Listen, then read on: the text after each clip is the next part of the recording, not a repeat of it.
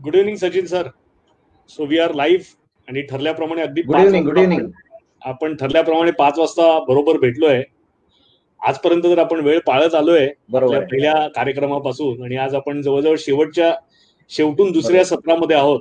आणि लोकांचाही सहभाग खूप चांगला आहे. बरोबर लोकही खूप आवडीने येत आहेत, आवडीने पाहतायत, सहभागी हम्म. होत आहेत. त्यांच्या सजेशन्स आहेत त्याही देत आहेत. नवीन नवीन विषय घेऊन येत आहेत. येस, विवेक बुद्धदेव, नमस्कार बरोबर जी. आहे. मुकुल बांदिवडेकर, नमस्कार मुकुल, गुड इव्हनिंग. आणि त्यांचा जो इंथुझियाझम आहे तो पण आपल्याला वाढताना दिसतोय, कारण जसे त्यांचे आपल्याला फीडबॅक येत आहेत किंवा जे आपल्याशी बोलतायत, ऑफलाईन माझ्याशी बोलतायत हे कार्यक्रम झाल्यानंतर, त्यानंतर लक्षात येते की लोक हा हा बऱ्यापैकी पॉझिटिव्ह पण आहेत आणि त्यांना भरपूर काहीतरी करायची इच्छा पण आहे आणि कन्सिस्टन्सी त्यांच्यामध्ये दिसते. आणि खूप चांगली अशी आपण व्हेरी गुड. म्हणूया की खूप चांगली गोष्ट आहे. गिरीश वांगणकर आले, नमस्कार.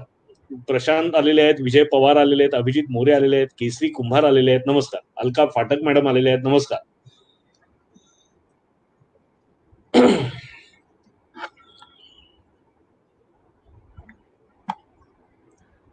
सो आणि आज आपला हा जो शेवटून दुसरा आपण सेशन करतोय, आणि सेशन बरोबर. आजचं सुद्धा जरी टेक्निकल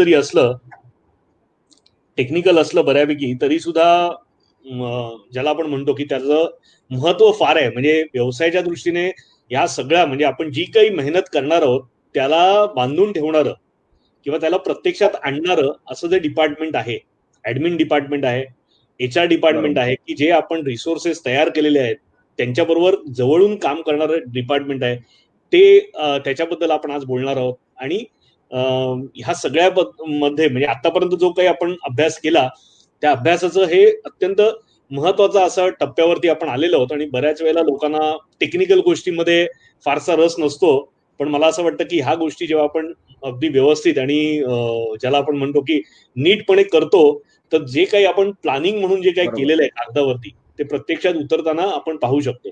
सो शिवाजी सावंत आलेले, व्यंकटेश गोगले आले आहेत, बरोबर. नवनाथ जठार आलेले आहेत. नवनाथजी नमस्कार. नवनाथजी, आपण प्रोजेक्ट बद्दल आज चर्चा करणार नाही आहोत. हा पर्टिक्युलरली कोकणात ज्यांना व्यवसाय करायचा आहे त्यांच्यासाठी ही कार्यशाळा आहे. आणि तुम्हाला मी वेगळ्या ऑफलाईन मी त्याची माहिती माझ्या टीमला द्यायला सांगेन. सो उमेश ओरपे जी आलेले आहेत, गौरव प्रधान आलेले आहेत, नवीन पंचाळ आलेले आहेत, नरेश सुर्वेजी आलेले आहेत, नमस्कार. सो सगळ्यांना एक रिक्वेस्ट आहे, मी मागच्या वेळेलाही म्हटलं होतं की जेव्हा आपला कार्यक्रम, नमस्कार सुदीप, आपला कार्यक्रम जेव्हा सुरू होतो त्यावेळेला जर तुम्ही शेअर केलात हा कार्यक्रम, तर अजूनही लोकांना तुमची जी काही नेटवर्क आहे तिथपर्यंत पोहोचायला मदत होईल. तर आपली ही जी तुम्ही फेसबुक जिथे पाहताय तिथे जर शेअरचं जर खालची बटन आहे, तर तिथे जर तुम्ही शेअर केलं तर लोकांना आतापासून हा कार्यक्रम पाहता येईल. तर तोही माझी रिक्वेस्ट आहे की त्यांच्या जर तुम्ही करू शकलात तर जास्तीत जास्त लोकांपर्यंत आपला हा कार्यक्रम जाईल. तर सर, आपण एक 2 मिनिटांनी सुरू करूया, अजूनही खूप लोक येत आहेत. हो हो.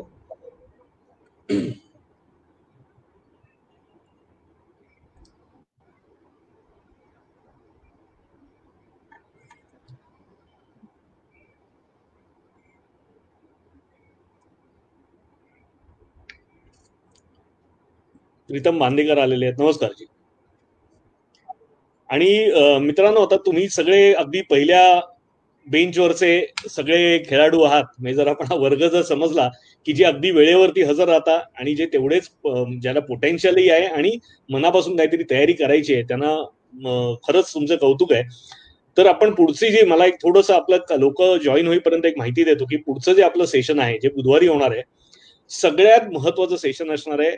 जे अगदी महत्वाचं, ज्याला आपण म्हणतो की आपण जी काही मेहनत करणार आहोत ती प्रत्यक्षात त्याचं पैशामध्ये रूपांतर करणारे जी 2 घटक असतात ते म्हणजे मार्केटिंग आणि सेल्स. तर ह्या विषयावरती आपण बोलणार आहोत. त्याच्या जाहिरात ह्या विषयाला सुद्धा आपण टच करणार आहोत आणि जाहिरात या विषयावरती पण आपण बोलणार आहोत. आणि जरीही व्यवसाय आपला छोटा असला, नवीन असला, तरी सुद्धा जाहिरात आणि मार्केटिंग हे केल्याशिवाय लोकांपर्यंत जर आपण पोहोचलो नाही, जो दिखताय वही बिकताय, त्यामुळे हे करत राहावं लागणार आहे आपल्याला, याची तुम्हालाही जाणीव आहे. तर पुढचं सेशन मिस करू नका. आणि त्याच्या पलीकडे जाऊन सांगतो, जे लोक तुमचे मित्र असतील की ज्यांना व्यवसायात यायचं आहे आणि ज्यांनी आपली कार्यशाळा केली नाहीये, त्यांच्यापर्यंत सुद्धा त्या दिवसाची माहिती पोचवा. कारण बाकीचं काही नाही, कमी जास्त आलं तरी चालेल, पण सेल्स, मार्केटिंग आणि सेल्स हे करता नाही आलं आपल्याला, तर आपण काहीही मेहनत केली तर त्याचा काही उपयोग होणार नाही. तर जे मित्र तुमचे असतील की जे ऑलरेडी व्यवसायामध्ये आहेत त्यांना त्याचा काहीतरी परिणाम उपयोग होऊ शकतो. मागच्या वेळेला सांगितल्याप्रमाणे सचिन कामत सर हे सेल्स ट्रेनिंगमध्ये हे बाप समजले, त्यांच्या इंडस्ट्रीमध्ये बाप समजले जाणारे कोच आहेत. तर ते ज्या पद्धतीचं मार्गदर्शन आपल्याला करू शकतात तसं मार्गदर्शन मिळवणं खूप कमी लोकांना मिळणार आहे. आणि हे अत्यंत आपण जवळजवळ ही कार्यशाळा फुकट करतोय, तर अशा वेळेला ही संधी तुम्ही अजिबात सोडू नका आणि तुम्ही सोडणार नाही याची मला खात्री आहे. त्याचबरोबर जास्तीत जास्त लोकांपर्यंत पोहोचवा, तर सचिन सरांचं जे काही नॉलेज आहे ते जे काही शेअर करतील ते त्या लोकांपर्यंत पोहोचेल. सर आपण मला वाटतं सुरू करायला हरकत नाही, बऱ्यापैकी लोक आलेले आहेत. आणि दिनेश वेदकजी आलेले आहेत. नमस्कार दिनेश. बरोबर. शैलेश शिंदेजी आलेले आहेत, अभिजित कदम आलेले आहेत, शिवाजी सावंत आलेले आहेत. नमस्कार. नमस्कार. तो आजचा जो विषय आहे हा सगळ्यात महत्वाचा, ज्याला आपण म्हणतो की जे आतापर्यंत आपण केलं, नाव ठरवलं, त्याचं विजन ठरवलं, मिशन ठरवलं, सगळ्या गोष्टी आपण केल्या. आता ह्या प्रत्यक्षात आणणारं जे घटक असतात आपल्या ऑर्गनायझेशनमध्ये, कदाचित आजच्या घडीला जर विचार केला तर कदाचित हे आपणच असू किंवा आपल्या जवळची 1-2 माणसांची टीम असं असू शकेल. पण कालांतराने ते वाढणार आहे. आणि ऍडमिन तर करावंच लागणार, ऍडमिनिस्ट्रेशन करावं लागणार. विषय जर आपल्याला व्यवसाय वाढवायचा असेल तर ऍडमिनिस्ट्रेशन प्रॉपर लागणार. त्याचं चांगल्या पद्धतीने HR मॅनेजमेंट करावी लागणार. कदाचित त्याच्यासाठी तुम्हाला वेगळं HRचं डिपार्टमेंट असेलच असं नाही, पण HR म्हणजे काय आणि त्याच्यात काय काय गोष्टी कराव्या लागतात हे जरी तुम्हाला कळलं तर तुम्ही जी लोक निवडणार आहात तुमच्या ऑर्गनायझेशनमध्ये ती निवडताना तुम्हाला त्याचा उपयोग होणार आहे. तर सचिन सर, ऍडमिन आणि HR ही जी 2 डिपार्टमेंट आहेत त्याचं महत्व तुम्ही तुमच्या पद्धतीने काय सांगू शकाल? बरोबर. बेसिकली ऍडमिन म्हणजे काय की ऑर्गनायझेशन मध्ये आपण हे काय केलं पाहिजे त्याच्यावर आपण ऍडमिनवर फोकस करतो. म्हणजे कुठला टास्क आहे तो आपल्याला केला पाहिजे, कधीपर्यंत केला पाहिजे, ठीक आहे, आणि ते करण्यासाठी आपल्याला काय काय स्टेप्स घ्यायला लागतील. तर तो जास्त करून व्हॉटचा पार्ट असतो. व्हॉट म्हणून आपण जे म्हणतो, कारण आधी सेशन मध्ये आपण वाय वर फोकस केला होता की हे का केलं पाहिजे. आता आपण हे म्हणजे काय केलं पाहिजे, एक्झॅक्टली काय केलं पाहिजे तो म्हणजे ऍडमिनचा पार्ट असतो. मग त्याला मॅनेज करणं, सुपरवाइज करणं. गेल्या वेळी आपण जे पीपल मॅनेजमेंट मध्ये म्हटलेलं की लोकांना एक शिस्त लावण्यासाठी किंवा एक पद्धतीने काम करून घेण्यासाठी आपल्याला ऍडमिनचा रोल तिकडे असतो. त्या ऍडमिन मध्ये जनरली काय होतं की जे लोकांकडनं काम करून घेण्यासाठी त्याला जो आपल्याला एक डिसिप्लिन किंवा हे लावायची गरज असते त्याला आपण ऍडमिन म्हणतो. त्याचप्रमाणे ऍडमिन मध्ये तुमचं HR येतं, ठीक आहे, आणि HR मध्ये नंतर आपण बघितलं की पूर्ण बिझनेसचा एक ऑपरेशनचा पार्ट असतो. आणि ऑपरेशन म्हणजे कसं करायचं. तर ऍडमिन जर काय केलं पाहिजे हे असेल तर ऑपरेशन जे आहे कसं केलं पाहिजे. म्हणजे हे जे काम आहे माझं, समजा मला बिल बनवायचं आहे तर हे बिल कसं बनलं पाहिजे, ठीक आहे, मला प्रत्येक टप्प्याला हे कुठली गोष्ट कशी करायची हे आपल्याला ऑपरेशनच्या पार्ट मध्ये येतं. जर माझं हे काम पूर्ण झालंय की नाही झालंय हे मला मेजर जर करायचं असेल तर कशा पद्धतीने मेजर करायचं हे पण ऑपरेशनचा पार्ट येतो. किंवा एवढे युनिट मी सांगितलेलं सकाळपासून, म्हणजे माझं जे प्रोडक्शनचे एवढे युनिट होते, मग ते मेजर करण्यासाठी माझ्याकडे, कारण मी मेजर करायला क्वांटिटीवर केलं पण क्वालिटी जर सफर झाली तर माझ्या त्या क्वांटिटीला काही अर्थ राहणार नाही. म्हणून मला एक मेजरिंग साठी पण मला एक प्रॉपर काही सिस्टम माझा जो असतो त्यामध्ये आपण त्याला हे करतो. दुसरं की आपल्याला जो प्रोसेस चाललाय तो योग्य दिशेने चाललाय की नाही किंवा कुठे तो ट्रॅक मिस करतोय हे समजण्यासाठी आपल्याला ऑपरेशनचा एक सिस्टम असतो. आणि कधीपर्यंत संपणार आणि कसं संपणार ते ह्या गोष्टी पण आपल्याला डिफाईन कराव्या लागतात. तर बघायला गेलं तर आपल्याला ते 2 नाण्याचे म्हणजे एकच पैलू जसे असतात, हे नाण्याचे 2 पैलू त्याप्रमाणे आहे. पण आपल्याला जर आपण ऍडमिन आणि ह्याचं जर बघितलं की ह्याच्यामध्ये लोकांनी रिलेटेड जे कामं असतात. आता HRचं तू म्हटलंस, जनरली काय होतं तुमच्याकडे 20 पेक्षा जेव्हा जास्त लोक असतील तेव्हा ऍक्च्युअल HRची गरज लागते. त्याच्यापेक्षा कमी असतील तर एक ऍडमिनचा जो मॅनेजर असेल तो पण त्या गोष्टी मॅनेज करू शकतो. तर HR म्हणजे काय, ह्युमन रिलेशनशिप. म्हणजे आपल्याकडची जी लोक आहेत त्यांना आपण कशा पद्धतीने डेव्हलप करतो, कशा पद्धतीने आपण त्यांना ग्रो करायला गाईड करतो. आणि एक कोणतरी असं लागतं जो त्यांना गरज लागली तर ओरडू पण शकतो आणि प्रेमाने त्यांच्याकडनं काम पण करू शकतो. तर आपल्याला सुरुवातीला आपण जेव्हा आपला बिझनेस जेव्हा नवीन असतो तेव्हा ह्या गोष्टी आपल्याला कराव्या लागतात. त्यानंतर आपण अशी माणसं तयार करतो ज्यांना ते रिपोर्टिंग करतात आणि ते बाकीच्या गोष्टी जे आहेत, म्हणजे समजा आता आपण साईटवर जर बघितलं तर तिकडे एक सुपरवायझर असतो, मग तो सुपरवायझर सगळं मॅनेज करेल, त्याच्या लोकांना कोणाला काय काम द्यायचं, कसं करायचं, ही त्यांची जबाबदारी होते. तर HR जो आहे, सिंपल टर्मिनॉलॉजी म्हणजे लोकांच्या बरोबर त्यांचं रिलेशन डेव्हलप करून त्यांच्याकडनं आउटपुट, चांगल्यात चांगलं काम काढून घेणं. ओके. दुसरी गोष्ट, चांगला टॅलेंट जर कुठे असेल किंवा जर त्या माणसामध्ये जर पोटेन्शियल असेल तर त्याला कसं वाव देऊन आपण त्याचं प्रोडक्टिव्हिटी कशी वाढवू शकतो, तर टॅलेंटला आयडेंटिफाय करणं किंवा चांगलं टॅलेंट आपल्या ऑर्गनायझेशन मध्ये घेऊन येणं हा HR चा पार्ट येतो. म्हणून रिक्रुटमेंट जो असतो तो HR मध्ये होतो. मग माणसांना हायर करणं तो HR चा पार्ट येतो. दुसरं, माणसांचं जे पेरोल असतं, त्यांच्या सुट्ट्या, त्यांचं हे सगळे सिस्टम मध्ये जे सिस्टम वाईज जे आपण काम करतो, ज्याच्यासाठी आपल्याला काही गोष्टी प्रॉपर मेंटेन करावं लागतात, तिकडे HR चं काम येतं. ठीक आहे. अजून लोकांना ट्रेनिंग देणं, बघ कुठल्या माणसाला कुठल्या लेवलची ट्रेनिंग द्यायची आहे. आता कस्टमर सर्व्हिस मध्ये असेल तर त्याला बोलायचं कसं, फोनवर कसं बोलायचं, ठीक आहे, ईमेल कसा पाठवायचा, किंवा क्लायंट तुमच्या समोर आल्यानंतर त्यांना कसं पद्धतीने हँडल करायचं, ह्याची पण ट्रेनिंग दिली जाते. मग हॉटेल इंडस्ट्री असेल तर त्यामध्ये फ्रंट मॅनेजर जे ऑफिस असतात, फ्रंट ऑफिसला वेगळं ट्रेनिंग दिलं जातं, रूम सर्व्हिसचं वेगळं ट्रेनिंग दिलं जातं. तसं प्रत्येक इंडस्ट्रीमध्ये सेल्स रिलेटेड ट्रेनिंग दिलं जातं. तुमचे सेल्सची लोक असतील तर त्यांना ट्रेनिंग देणं, मग कोणाला कुठली ट्रेनिंग देणं, कधी देणं, त्याचं कॅलेंडर बनवणं, त्याच्याबद्दल अरेंजमेंट सगळं करणं, हा HR चा एक रोल येतो तिकडे. सगळ्यात मजा कधी येते HR ची, की जेव्हा लोकांचं परफॉर्मन्स अप्रेझल येतं. कारण प्रत्येकाची अपेक्षा असते की मी एवढं काम केलंय, त्याच्या मोबदल्यात मला काहीतरी मिळालं पाहिजे, किंवा मला आता पुढची मला पोस्ट मिळाली पाहिजे. आणि ह्याच्यामध्ये HR चा रोल खूप क्रुशल असतो. आणि HR बरोबर जर त्याचं प्रॉपर चांगलं रिलेशन असेल आणि HR जर योग्य पद्धतीने गाईड केलं तर त्या माणसाला आपल्याला सांगता येतं किंवा तू एवढं एवढं तुझं आउटपुट होतं, आमची ही अपेक्षा होती आणि तू या अपेक्षेमध्ये एवढं कमी पडतोयस, तर हे जर तू केलं तर आम्ही तुला कन्सिडर करू शकतो. मग त्या बेसिसवर HR चा खूप महत्वाचा रोल असतो माणसं टिकवून ठेवण्यासाठी. एक तर टिकवून ठेवणं, आणि त्यामध्ये जे क्वालिटी किंवा जे जास्त आउटपुट देणारी माणसं आहेत त्यांना योग्य त्या पद्धतीने त्यांना आपलं डिपार्टमेंट हँडल करणं किंवा त्या पद्धतीनं पद देणं, हा HR चा खूप मोठा रोल असतो. कारण HR ऍक्च्युली लोकांना मोटिवेट करण्याचं काम करतो. म्हणजे जेव्हा मशीनमध्ये आवाज यायला लागतो, आपण जसं तेल घालतो आणि मग ती स्मूथ होते, तसं ऍक्च्युअली HR चं काम असतं ऑर्गनायझेशन मध्ये. मग कधी कोणाला कुठली गोष्ट खटकली किंवा काय झालं, त्या HR ची जबाबदारी असते की त्याला बाबा कशा पद्धतीने आपण समजवू शकतो. कोणाचं म्हणजे पर्सनल काही इश्यू असेल तर HR त्याला काउन्सिलिंग करतो, हे करतो. कारण प्रत्येक ठिकाणी HR चा रोल असतो. सध्या आपण ऑर्गनायझेशन किंवा नवीन बिझनेस असला तर आपल्याला ह्या गोष्टी कराव्या लागतात. पण पुढे जाऊन आपल्याला ह्या लोकांकडनं आपल्याला असा एक माणूस निवडावा लागेल किंवा आपल्याला त्याला नेमावं लागेल जो ह्या गोष्टी करू शकतो. म्हणून HR जो आहे ऍडमिनचा पार्ट असतो. म्हणून HR ऍडमिन हा कॉन्सेप्ट असतो. आणि म्हणून ते HR जो आहे तो मॅनेज करतो, ऍडमिनिस्ट्रेशन करतो. मग कोणी किती सुट्ट्या घेतल्या, कोण किती वेळा उशिरा आलं, मग 3 वेळा उशिरा आल्यानंतर त्याचं 1 दिवसाचा किंवा अर्ध्या दिवसाचं हे कट करायचं, जे काही सिस्टम प्रोसेस असतो तो HR फोकस करतो आणि HR त्याला तो मॅनेज करत असतो की त्याला त्या पद्धतीने हे करतो. तर हा पॉइंट झाला HR रिलेटेड. जेव्हा आपण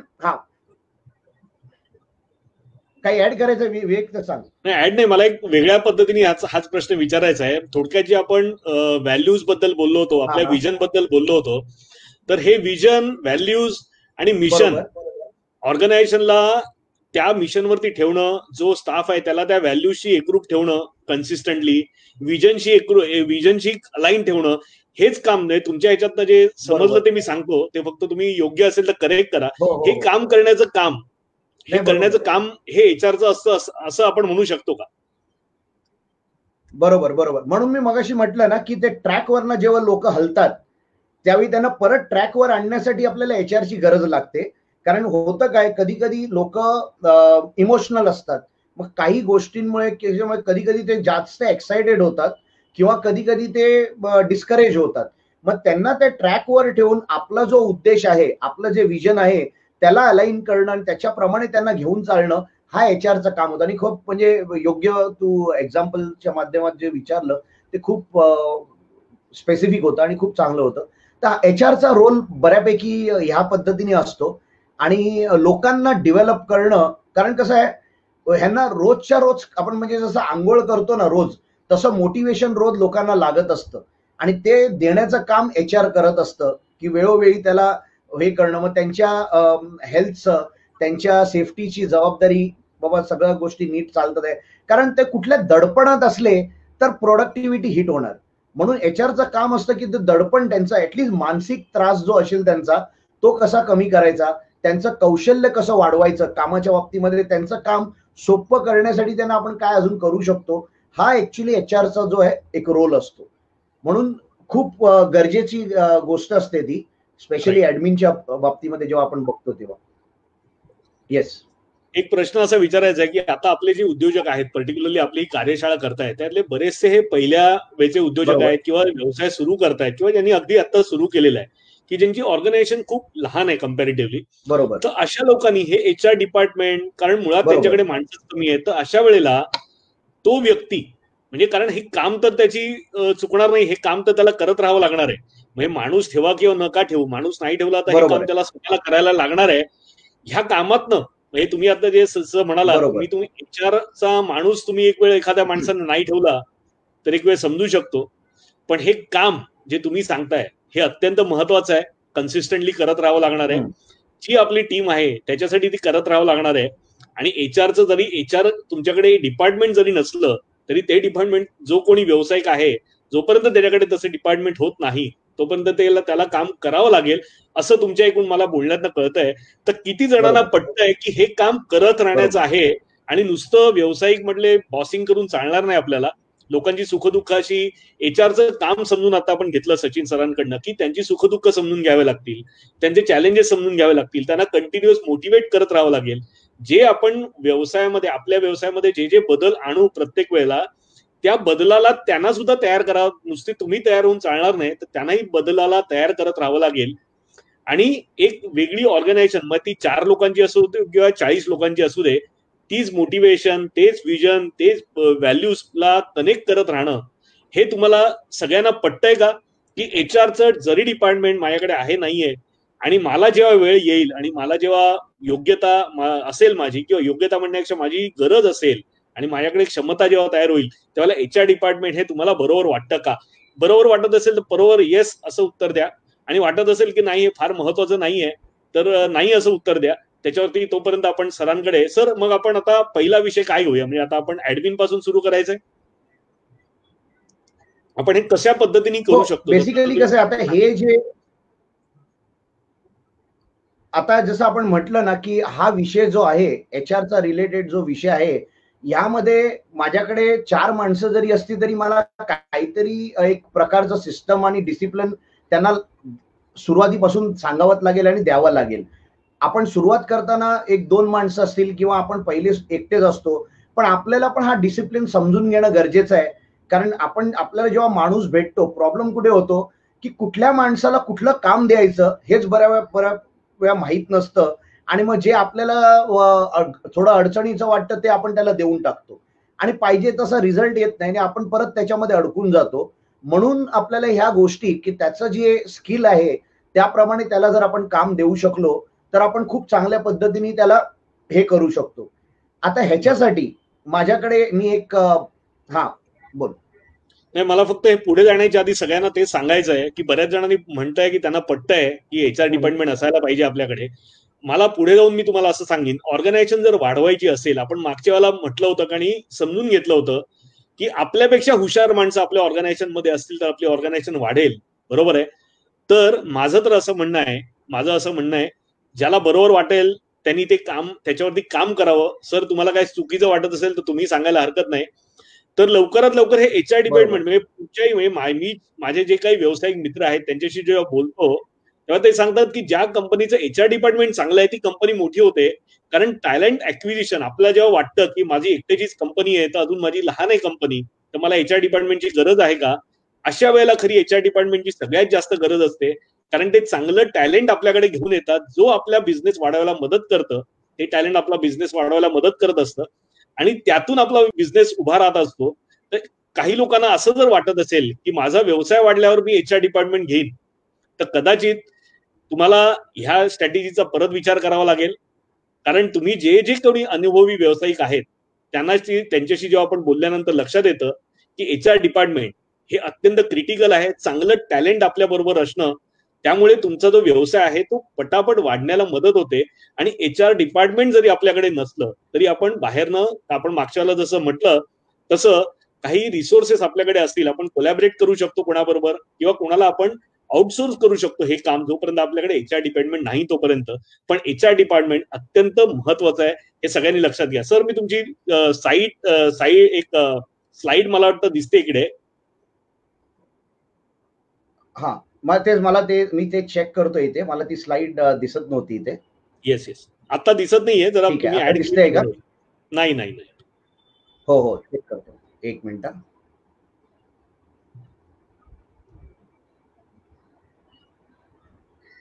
हा,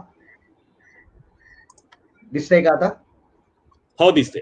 येस, ओके. तर एक कॉन्सेप्ट आहे, खूप सोपं. एक्सेल शीट मध्ये, जर मी तुम्हाला एक्सेल शीट पण नंतर विवेक मी पाठवतो, जी आपण ह्यांना देऊ शकतो. आधी मी जस्ट एक्सप्लेन करतो की हे काय आहे. ठीक आहे, तर ह्याला आपण म्हणतो की रिस्पॉन्सिबिलिटी मॅट्रिक्स. ओके, खूप म्हणजे शब्द काय खूप मोठं जार्गन नाही आहे, ह्याला मी सिम्प्लिफाय करतो की हे कसं असतं की कुठलंही काम, आपण कुठलं काम कोणाला देतोय आणि त्याच्याकडनं आपल्याला काय हवंय, त्याचा हा शॉर्ट फॉर्म आहे. राशी म्हणजे काय होतं ते आपण बघूया. तर जेव्हा आपण इथे राशीमध्ये बघतो, तर आर म्हणजे responsible. Who is responsible for carrying out the interested task. म्हणजे समजा मी जर कोणाला ही जबाबदारी दिलेली आहे, तर ही जबाबदारी कोणाची आहे, ते काम आणि ती जबाबदारी, त्याचं तिकडे नाव आणि ते टास्क त्या एक्सेल शीट मध्ये तिकडे येतं. तर ती जबाबदारी जी आहे ती एका व्यक्तीची असू शकते, पण ते जबाबदारी दिल्यानंतर त्याला अप्रूव्ह कोणाकडनं लागेल, अप्रुव्हल कोणाकडनं लागणार आहे. ठीक आहे, तर ते अप्रुव्हल जे आहे त्याच्यासाठी एक वेगळा माणूस असू शकतो. ठीक आहे, सध्या तुम्ही अप्रूव्ह केल्यानंतर लोक ती जबाबदारी पार पाडणार. त्यांना जे दिलेलं काम आहे त्याला पेमेंटसाठी त्याला सांगितलं, जाऊन तू संध्याकाळपर्यंत पेमेंट घेऊन यायचं. मग पेमेंट आल्यानंतर तो तुम्हाला फोन करेल आणि तो सांगेल की मला हे पेमेंट होतं, पण त्यांनी सांगितलं मी तुम्हाला चेक पेमेंट देतो, पीडीसी देतो. मग ते ऍक्सेप्ट करायचं की नाही करायचं ही तुमच्याकडे त्याची ऑथॉरिटी असते. म्हणून तुम्ही अकाउंटेबल असतात त्याकडे. कारण उद्या जर समजा पेमेंट जर उद्या त्यांनी डिफॉल्ट केलं, तर तुम्ही ह्या माणसाला नाही धरू शकत की तुला मी सांगितलेलं त्याकडनं पेमेंट घेऊन ये. कारण शेवटी अकाउंटेबल तुम्ही होतात. तुम्ही पीडीसी एक्सेप्ट करायचं की नाही करायचं तो तुमचा डिसिजन होता. म्हणून अकाउंटेबिलिटी एक वेगळा माणूस असू शकतो त्यामध्ये. त्याचप्रमाणे तुम्हाला समजा हे असेल तर तुम्हाला कन्सल्ट करावं लागेल किंवा हे मी करतोय ते योग्य आहे की नाही. मग त्याच्यासाठी तुमच्या ऑर्गनायझेशन मधला तो व्यक्ती असेल. उदाहरणार्थ तुम्ही समजा हॉटेल चालवतात आहे आणि हॉटेलमध्ये तुम्हाला काही वस्तू किंवा काही सामान टाकायचं आहे, तर तुम्ही काय करणार, तुम्ही पहिले हेड कुक जो आहे ना त्याला विचारणार की अरे तुला काय वाटतंय, किती दिवस हे तेल आपल्याला जमेल किंवा किती दिवस हे धान्य आहे ते पुरेल आपल्याला. तर आपण काय करतो, त्यांना कन्सल्ट करतो. मग तो भले आपल्यापेक्षा ज्युनियर असेल, पण कधीतरी आपल्याला त्यांना कन्सल्ट करून त्यांच्याकडनं, कारण त्याला एक्झॅक्टली माहिती आहे की तिकडे गरज काय आहे आणि किती आहे, म्हणून तो तुम्हाला बरोबर अंदाज देऊ शकतो. आणि त्याचप्रमाणे काही गोष्टी आहेत ते तुम्हाला इन्फॉर्म करावे लागतात. मग तुम्ही काय करणार, त्या अकाउंटंटला सांगणार की ह्याला आता माल आणायला जे पैसे लागतील, तर एक काम कर, शुक्रवारी सकाळी 10 वाजता कॅश जी आहे ती रेडी ठेव, कारण आपल्याला एक 10,000 रुपये त्याला द्यायला लागतील. तर तुम्ही काय केलं, इन्फॉर्म केलं. माल आणायला जायला दुसरा माणूस असू शकतो, त्याची जबाबदारी आहे की जेवढे दिले तेवढ्या पैशामध्ये त्याला ती वस्तू आणायची आहे. अप्रुव्हल करण्यासाठी दुसरा माणूस तुमचा असू शकतो, कन्सल्ट करण्यासाठी वेगळा माणूस असू शकतो, किंवा इन्फॉर्मेशनसाठी एक असू शकतो.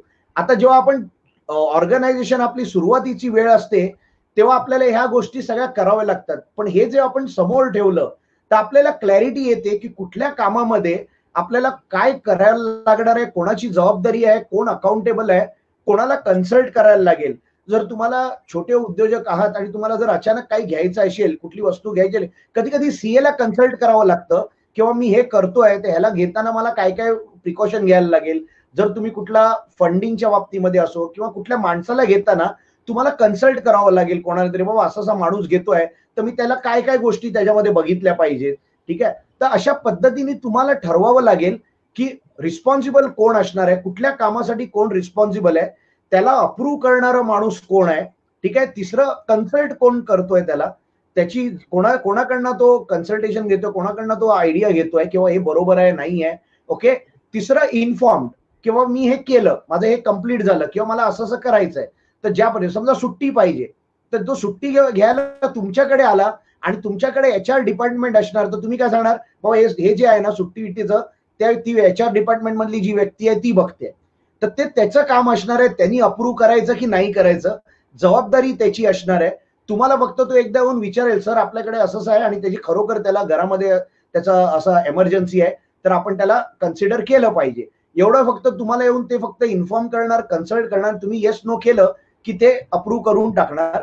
तर अशा पद्धतीने आपल्याला प्रत्येक कामामध्ये हे उद्याच्या उद्या करायची गरज नाहीये, पण प्रत्येक कामासाठी आपण जर असा सिस्टम आपण जर बनवला, आणि ह्याचं जेव्हा मी तुम्हाला एक्सेल शीट देईन, तर तुम्हाला त्यामध्ये एका साईडला टास्क आहे, दुसऱ्या साईडला तुमचं ज्या व्यक्तीकडनं करून घ्यायचंय त्याचं नाव येणार आहे, आणि तिकडे तुम्ही फक्त खाली ते टाकणार, किंवा तो R आहे, A आहे, C आहे का I आहे. ठीक आहे, तर ते तुम्हाला एक्झाम्पल म्हणून तुम्हाला इकडे बघता येईल, या स्लाइड मध्ये इथे नाही दिसत आहे, पण त्याच्यामध्ये एक्सेल शीट जर विवेक मी पाठवतो आणि मग ती आपण त्यांना फॉरवर्ड करू, सोपं आहे, जास्त काही हे नाहीये.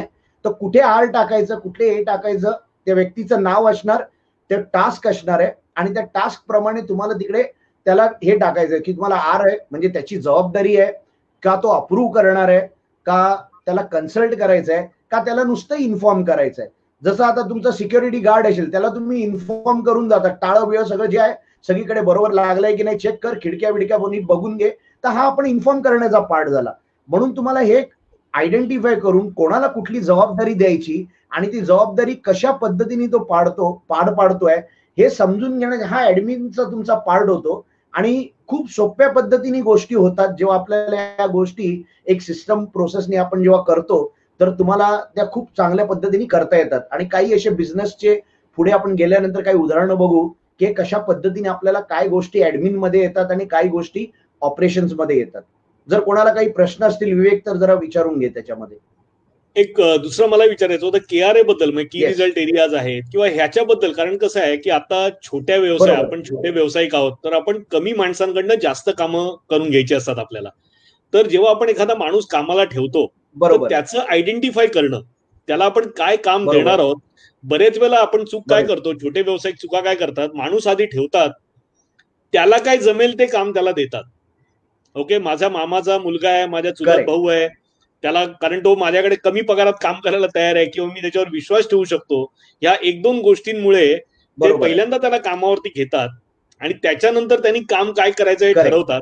तर ही प्रोसेस कितपत योग्य आहे, बरोबर, आणि ही बदलायला पाहिजे का, आणि त्याच्यासाठी काय पद्धत आहे आपल्याकडे. हो, त्याच्यासाठी आता मी नेक्स्ट स्लाइडवर जेव्हा येतो तेव्हा ते कनेक्ट होणार आहे. आपल्या प्रत्येकांचा आहे ना ऑर्गनायझेशनचा आपला एक चार्ट असला पाहिजे, ह्याला आपण ऑर्गनायझेशनल चार्ट म्हणतो. आता या ऑर्गनायझेशनल चार्ट जर तुम्ही बघितला, सगळ्यात टॉपला जो आहे, समजा तो मी असलो, म्हणजे आपण एज अ ओनर असलो, आपल्या हाताखाली कोण असणार आहे जो काही आपल्याला त्याला काम देणार, तर तो काय काम करणार आहे.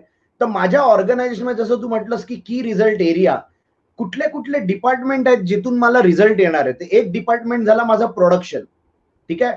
दुसरं डिपार्टमेंट झालं माझं ऑपरेशन, म्हणजे मी प्रोडक्शन करतोय त्याला स्ट्रीमलाईन करण्यासाठी मला ऑपरेशनचा पार्ट असेल. तिसरं डिपार्टमेंट असेल माझा फायनान्स, अकाउंट्स बिकॉन्ट, आपण फायनान्स मोठा शब्द झाला, अकाउंट्स म्हणून बघू सुरुवातीला. मग अकाउंटसाठी समजा एक माणूस मी इथे अकाउंटसाठी ठेवला, ठीक आहे. नंतर मग मार्केटिंगसाठी आणि सेल्ससाठी, किंवा मार्केटिंग आणि कस्टमर सर्व्हिस. तर हे वेगवेगळे माझे डिपार्टमेंट झाले. आता माझ्या व्यवसायाच्या अनुसार मला स्वतःला हे डिपार्टमेंट बनवता येतात आणि जशी गरज लागेल त्याप्रमाणे मला ते वाढवता येतात. पण हे मेजर जे आहेत ज्याच्यामुळे माझा की रिझल्ट एरिया म्हणजे काय, की जे काम केल्यामुळे मला प्रॉफिट मिळू शकतं, मला माझं बिझनेस ग्रो होऊ शकतो, तो एरिया. मग तो एरिया काय काय असतो, ऑपरेशन झाला, मार्केटिंग झालं, सेल्स झालं, कस्टमर सर्व्हिस झाली, फायनान्स झाला, ओके, प्रोडक्शन झालं. तर मला त्या पद्धतीने पहिलं रफली मला एक बनवावं लागेल, पेपरवर पण जरी मी बनवलं की इकडे मी आहे आणि मला हे काम करावं लागतंय, तर सध्या सगळीकडे माझीच नावं येतील कारण मी एकटाच आहे बिझनेसमध्ये. मग तिथून मग मला आयडेंटिफाय करावं लागेल, जेव्हा आपण म्हणतो माणूस घ्यायचा आहे, तर कुठलं काम मला करताना मला त्याच्यामध्ये अडचण येते, पण ह्या माणसाची ती एक्सपर्टीज आहे आणि तो माणूस त्यातला एक्सपर्ट आहे किंवा त्याच्यामध्ये त्याला आपण ट्रेन करू शकतो आणि तो तयार होऊ शकतो. समजा त्यांनी दुसऱ्या कुठल्या तरी जागेवर काम केलेलं आहे, पण त्याला आपल्या इंडस्ट्रीचं नॉलेज नाही आहे. तर जोपर्यंत आपल्या इंडस्ट्रीचं नॉलेज मिळेल तोपर्यंत मी त्याच्याबरोबर काम करीन, ज्या लास्ट टाइम जसं आपण डेलिगेशनवर बोललेलो, आणि त्याच्यानंतर ते डिपार्टमेंटची जबाबदारी मी त्याला देणार. म्हणून मग तिकडे आपल्याला ते राशी कॉन्सेप्ट जो आहे तो उपयोगी पडणार आहे. तर तेव्हा काय होतं, सुरुवातीला मी त्याला जेव्हा जबाबदारी देईन तेव्हा त्याला जबाबदारी देतोय, पण प्रत्येक गोष्टीसाठी अप्रुव्हल मी असणार आहे. आता कसं होते, आता सगळं मीच करतोय, पण ऍटलिस्ट त्यावेळी तो जबाबदारीचं जे काम दिलेलं आहे तो त्याला एकदा सांगितलं की बाबा हे आहे, ते 4 काम आहेत, ते दुपारपर्यंत कर आणि दुपारी येऊन मला भेट आणि मला सांग काय झालं काय नाही झालं. मग तेव्हा अप्रुव्हलसाठी तो तुमच्याकडे येतो, कन्सल्टन्सीसाठी तुमच्याकडे येतो, आणि ह्या पद्धतीने हळूहळू करत तुम्ही तुमची टीम जी आहे ती डेव्हलप करता. पण हे ऑर्गनायझेशन चार्ट करणं ह्यासाठी गरजेचं आहे, कारण तुम्हाला हे माहिती पाहिजे की कुठला डिपार्टमेंट तुमच्या ऑर्गनायझेशन मध्ये महत्वाचा आहे. ठीक आहे, कुठला डिपार्टमेंट तुम्हाला आउटसोर्स करता येतो. ठीक आहे, आता बऱ्याच वेळा मार्केटिंग जे म्हणतात, सोशल मीडिया, बरेच लोक सोशल मीडियाला आउटसोर्स करतात. किंवा प्रोडक्शन मध्ये जर म्हटलं तर आपण कोलॅबरेट करू शकतो, किंवा त्यांच्याकडनं मी माल घेतोय, त्याच्यावर माझं काय अजून पॅकेज करायचंय किंवा काय करायचंय ते करतोय आणि मी पुढे पाठवतोय. मग मला ते डिफरन्शिएट करता येतं की माझा कोर काय आहे आणि त्यामधनं मी काय करणार. तर आता जसं एक मॅडम आहे, त्यांचा मसाल्याचं आहे, तर त्यांनी जर प्रोडक्शनवर फोकस केलं आणि पॅकेजिंगसाठी जर त्यांनी कोणाबरोबर कोलॅबरेट केलं तर ऑटोमॅटिकली त्यांचं जे कामाची जी ऑपरेशनचा जो पार्ट आहे तो अजून स्मूथ होतो आणि त्यांना आउटपुट तिथून काढता येतं. मग लॉजिस्टिकसाठी वेगळं कोणी असू शकतं किंवा लॉजिस्टिक हे स्वतःच करू शकतात. तर अशा वेगवेगळ्या गोष्टी आपल्याला करता येतात. तर मी तर सगळ्यांना सांगेन, आज स्वतःचा एक ऑर्गनायझेशनल चार्ट बनवा. आजच्या तारखेला तुम्हाला जे सुचतंय की बाबा मला मार्केटिंग, तुम्हाला जे वाटतं ना की बिझनेस करण्यासाठी मला या 4 गोष्टी पाहिजेत, मार्केटिंग पाहिजे, सेल्स पाहिजे, HR पाहिजे, जरी नाही वाटलं तरी लिहून ठेवा. तुम्हाला जे योग्य वाटतं ते लिहा आणि मग आपण त्याला रिफाईन करू. कारण ह्याच्यामध्ये कसं आहे की माझा व्यवसाय काय आणि त्याच्याबद्दल मी आता काही एक्झाम्पल्स पुढे जेव्हा देईन तेव्हा तुम्हाला थोडंसं अजून क्लॅरिटी येईल की तुमच्या व्यवसायाला अनुसरून तुम्हाला कुठल्या गोष्टी केल्या पाहिजेत. तर म्हणून हा ऑर्गनायझेशनल चार्ट बनवणं हा आपल्यासाठी एक खूप महत्वाचा आहे आणि त्याच्या बेसिसवर तुम्हाला तो राशीचा जो चार्ट आहे त्याचा उपयोग करता येईल. विवेक, काही ऍड करायचंय तुला? हा, म्हणजे बेसिकली आपल्याला जेव्हा छोटे व्यावसायिक आहोत आपण, तेव्हा 2 गोष्टी लक्षात घ्यायच्यात. आपल्याला आयुष्यभर छोटे व्यावसायिक राहायचंय का? तर नाही, आपल्याला आपला व्यवसाय वाढवायचा आहे. तर अशा वेळेला जसं आपण प्रोजेक्टचं पूर्ण आपण मॉड्यूल बनवलं होतं, आपण मॉडेल बनवलं, बिझनेस मॉडेल बनवलं होतं की ज्यामुळे रोल्स अँड रिस्पॉन्सिबिलिटीज पण आपण आयडेंटिफाय केल्या होत्या. तर ह्या रिस्पॉन्सिबिलिटी आयडेंटिफाय करून मला उद्या कसली गरज आहे, इमिडिएटली कोणत्या सेक्शनची गरज आहे, मला लागणार तर बऱ्याच गोष्टी आहेत, तर आपण एका वेळेला सगळ्या करू शकतो का? तर प्रत्येकाला ते शक्य होईल असं नाही. तर मला इमिडिएटली कोणतं सेक्शन लागणार आहे की जे आता मी म्हटलं की HR डिपार्टमेंट मला लागणार आहे माझ्या ऑर्गनायझेशन मध्ये उद्या. तर त्या HR डिपार्टमेंटनी काय काम करायचंय त्याची क्लॅरिटी त्याला तुम्ही जॉईन करण्याच्या अगोदर देणं आणि त्यांचा इंटरव्ह्यू घेत असताना माझ्या ज्या अपेक्षा आहेत तो हा माणूस पूर्ण करू शकतो का हे त्याच्याकडनं समजून घेणं हे अत्यंत गरजेचं आहे. हे पहिली गोष्ट लक्षात घ्या की रिझल्ट एरिया त्यांनी कोणता रिझल्ट द्यायचा आहे, रिस्पॉन्सिबिलिटी त्याची काय आहे, ही जोपर्यंत तुम्ही त्याला क्लेरिफाय करत नाही तोपर्यंत त्यालाही त्या व्यवसायामध्ये आल्यानंतर नक्की काम काय करायचं हे माहिती नसतं आणि तुम्हालाही त्याच्याकडनं नक्की काय रिझल्ट हवाय हे कदाचित आपल्यालाही माहिती नसतं. त्यामुळे बराचसा काळ हा गोंधळामध्ये जातो आणि कुठेतरी आपण जुळवून घेण्याचा प्रयत्न करतो लोकांची. आपल्याला जुळवून घेऊन व्यवसाय करायचा नाहीये, आपल्याला व्यवसाय समजून करायचा आहे, ठरवून करायचा आहे. त्यामुळे सरांनी जसं सांगितलं ऑर्गनायझेशन जे चार्ट, आता ऑर्गनायझेशन चार्ट सरांनी जरी 10 माणसं दाखवली असली, तुमच्या दृष्टीने ती 3 माणसं आहेत असं आपण गृहीत धरूया, पण ती 3 माणसांनी काय काम करायचं? जर मी सेल्समन ठेवणार असेल तर त्यांनी रोज किती लोकांना जाऊन भेटायचंय, B2B आहे का, बिझनेस टू बिझनेस करणार आहात का बिझनेस टू कस्टमर करणार आहात, आणि तो किती कस्टमरना रोज भेटतोय आणि काय कन्व्हर्जन करतोय, त्यांनी फनेल बनवलंय की नाही, त्याला त्याचं अंडरस्टँडिंग आहे की नाही, ह्याचं पूर्ण अभ्यास आधी केल्याशिवाय तुम्ही अशा माणसाला अपॉइंटच करायचं नाहीये, हे पहिल्यांदा लक्षात घ्या. त्यामुळे KRA जर असेल किंवा की रिस्पॉन्सिबिलिटीज आपण असतील तर ते त्यांना माहिती पाहिजे. त्याच्याकडनं जसं सरांनी सांगितलं तसं की काय देणार आहोत, कारण ज्या वेळेला तुम्ही अप्रेझलला बसाल, जरी तुमच्याकडे HR डिपार्टमेंट तुम्ही जात असं समजा, तर ज्या दिवशी तो तुमच्याकडे बोनस मागायला येईल किंवा पगार वाढ मागायला येईल त्यावेळेला तुम्हाला हे सांगता आलं पाहिजे त्याच्या समोर कागदावरती की ह्या माझ्या रिस्पॉन्सिबिलिटीज मी तुला सांगितल्या होत्या आणि हे तू केलेलं काम त्यामुळे कदाचित तू बहुतेक ह्या कामाला योग्य आहेस की नाही हा मीच विचार करतोय आणि तू बोनसची काय अपेक्षा करतोस, त्यावेळेला तुम्हाला ह्या सगळ्या गोष्टींचा अर्थात तिथपर्यंत खरं तर आपल्याला जायला लागायला नाही पाहिजे. कारण अशी जर ज्या वेळेला वेळ येईल की तो आपण ठरवलेलं काम जर करून देत नाहीये तर त्याला आपल्याला त्याच वेळेला आपण एकदा प्रोसेस डिझाईन केलेली असेल आणि त्या प्रोसेसचा तो पार्ट असेल तर तिथेच ते एलिमिनेट करणं तुम्हाला शक्य होईल आणि त्याला रिप्लेस करणं शक्य होईल. आपल्याला लोकांच्या प्रेमात पडून काम धंदा करता येत नाही, तर त्या कामात प्रेमात पडलेली माणसं आपल्याला लागतात की जी रिझल्ट देतील आपल्याला.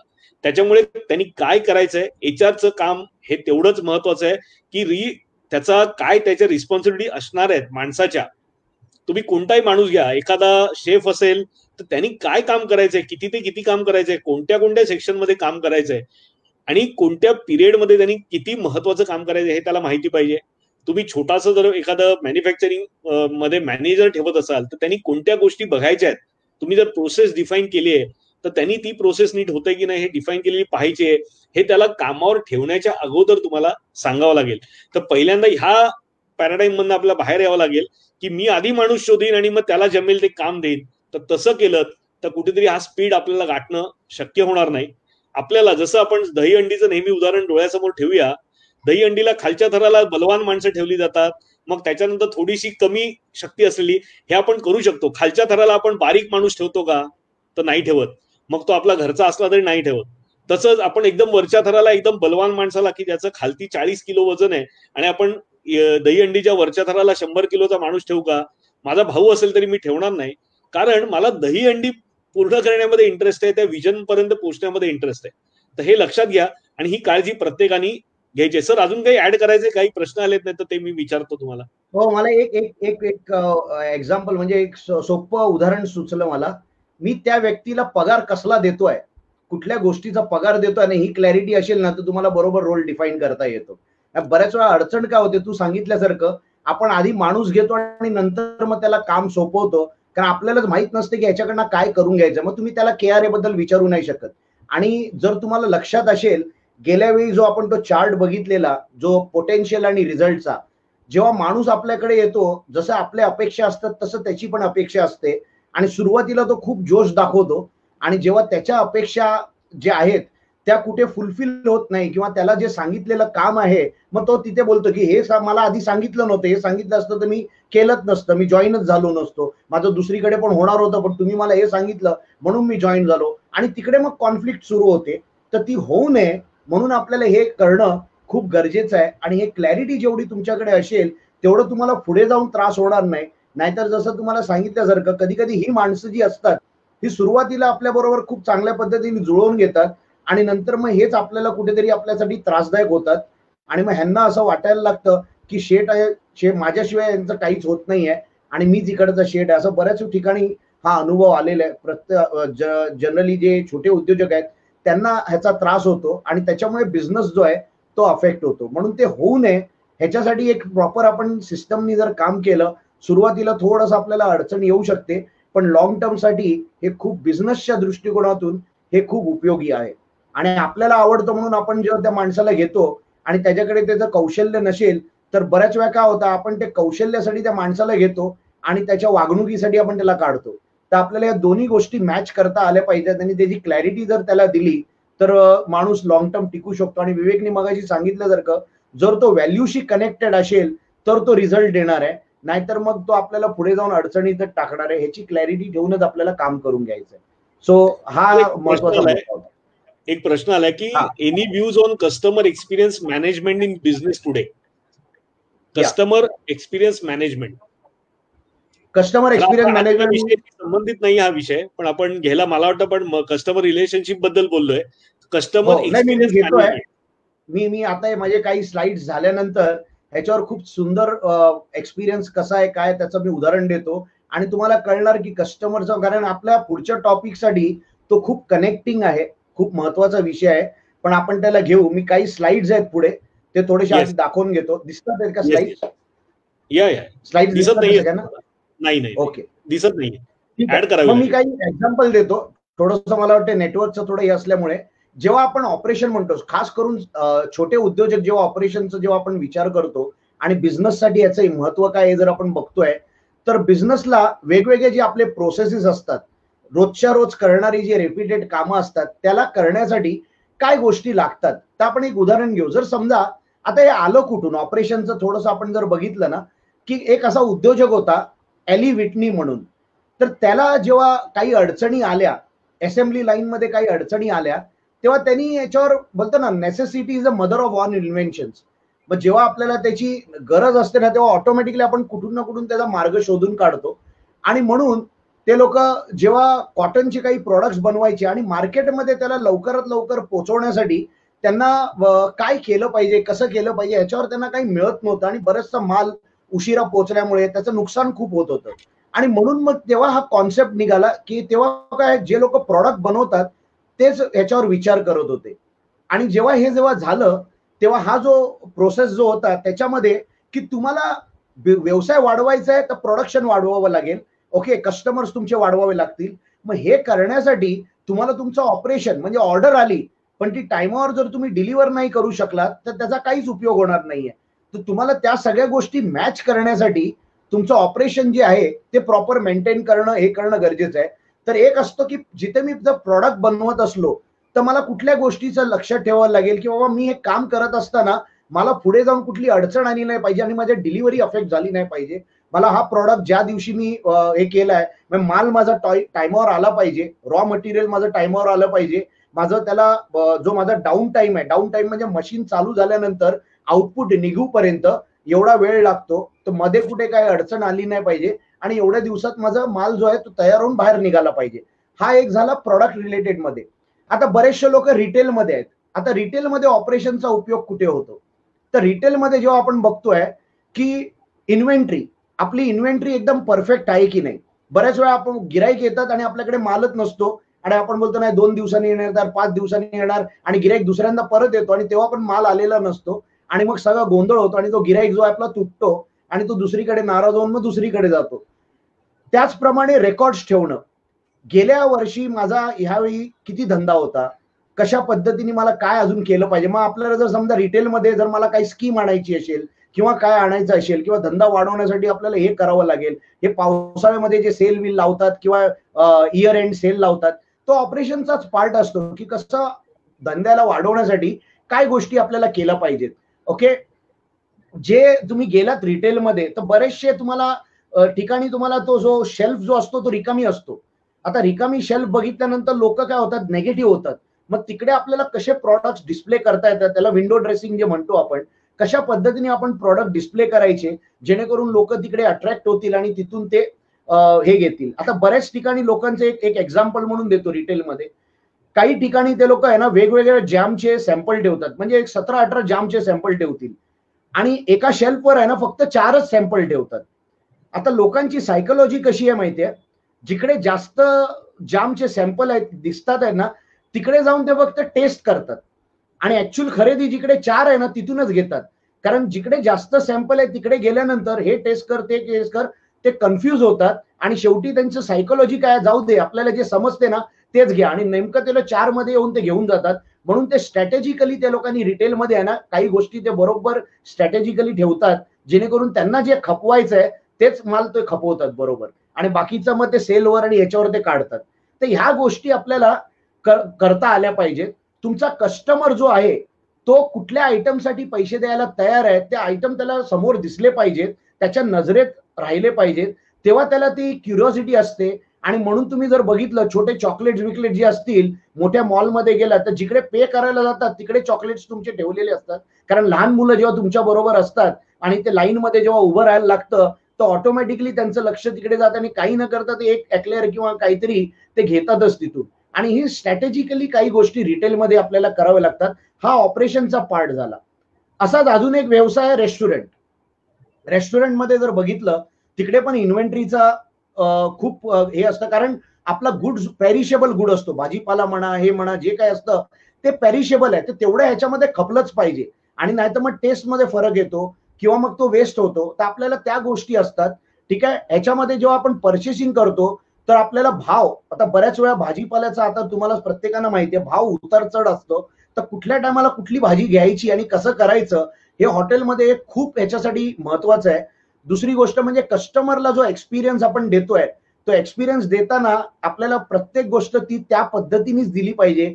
बऱ्याच वेळा त्यांना ते जे गरम गोष्ट पाहिजे ती त्या मुवमेंटला, आता सिझलर्स जी आहे तो जोपर्यंत त्याचा आवाज येत नाही आणि 10 लोक ते वळून बघत नाही त्याला, तोपर्यंत खाणाऱ्याला मजा येत नाही. आणि कुठेतरी तो इगो मसाज असतो. बऱ्याच वेळा लोक ती डिश यासाठी मागवतात की 4 लोक आपल्याकडे बघतील, आणि तो एक वेगळा असतो. पण तो थंड सिझलर तुम्ही जर त्याच्याकडे घेऊन गेलात आणि कोणी बघितलंच नाही तर कस्टमर तिकडे हेच होणार नाही, तो कनेक्टच नाही होणार, नाराज होईल त्याच्यामध्ये. सो आपल्याला या ऑपरेशनच्या पॉईंट ऑफ व्ह्यूने जेव्हा आपण बघतो की बाबा कशा पद्धतीने मी, आता माझा रेफ्रिजरेटर आहे, ओके, माझा जो फूड आहे तो फ्रेश ठेवण्यासाठी आईस्क्रीम जे आहे ते एक पर्टिक्युलर टेम्परेचरला राहिलं पाहिजे. जर समजा जास्त कडक झालं तर लोकांना ते खायला मजा येत नाहीये. तर ह्या सगळ्या गोष्टीची आपल्याला काळजी घ्यावी लागते. तर ह्या पद्धतीने आपण रेस्टॉरंटमध्ये काही पॉइंट्स आहेत, तसं पद्धतीने तुम्ही तुमच्या पद्धतीने ऑपरेशन मध्ये बघू शकतात. आता आलो सर्व्हिस कंपनीवर. ज्या कंपनी सर्व्हिस इंडस्ट्रीमध्ये आहेत त्यांना 2 गोष्टी बघाव्या लागतात. एक तर क्लायंटला फेस करताना काय केलं पाहिजे, आणि दुसरं बॅक ऑफिसमध्ये काय केलं पाहिजे. बऱ्याच लोकांना बँकेचा एक्सपिरियन्स असेल, जेव्हा तुम्ही बँकवाले जेव्हा फोन करतात क्रेडिट कार्डसाठी किंवा त्यांची सर्व्हिस तुम्हाला विकायची असेल, तेव्हा ज्या पद्धतीने तुमच्याशी बोलतात आणि हे करतात, पण हेच जर तुम्हाला काही काम असेल आणि तुम्ही बँकेत गेलात तर तुम्हाला ज्या पद्धतीने ट्रीट केलं जाते ह्याच्यामध्ये कुठे ना कुठेतरी जर एम्बिग्युटी असेल, काही कन्फ्युजन असेल तर तुम्हाला ते खटकतं आणि त्याच्यामुळे त्यांचा प्रॉडक्ट सेल आणि जो आहे तो कुठे ना कुठेतरी तो अफेक्ट करतो. पण सर्व्हिसमध्ये सगळ्यात आहे की फ्रंट ऑफिसला पण तुमचं स्ट्रॉंग असलं पाहिजे, कारण कस्टमरला तुम्हाला फेस करायचं आहे. आणि त्याचप्रमाणे तुमच्या बॅक ऑफिस मधनं ते त्या टाइमवर फ्रंट ऑफिसने जर कमिटमेंट दिली की तुम्हाला 4 दिवसात ही डिलिव्हरी मिळणार, फोन करतात कस्टमर किंवा येऊन जातात तुमच्याकडे, आणि जर तुमच्या बॅक ऑफिसने जर ते तेवढ्या वेळामध्ये ते तयार नाही केलं तर फ्रंट ऑफिस वाल्यांना खूप काही ऐकावं लागतं, कधी कधी त्यांना शिव्या पण खायला लागतात. आणि ह्या गोष्टी जर होऊ नये आणि कस्टमरचा एक्सपिरियन्स जर आपल्याला चांगला करून घ्यायचा आहे तर आपल्याला ह्याच्यामध्ये खूप काही गोष्टी मॅनेज करणं आणि प्रॉपर वे मध्ये आपल्याला ते सिस्टमाइज करायला लागतं. येस विवेक, तुला काय ऍड करायचं याच्यावर? याच्यामध्ये नाही ऍड करायचंय. काही प्रश्न आलेला आपल्याकडे. हा, त्याच्यात महेश राणे म्हणतात एखाद्या माणसाला कामाला ठेवताना केवायसी करणे गरजेचे आहे का?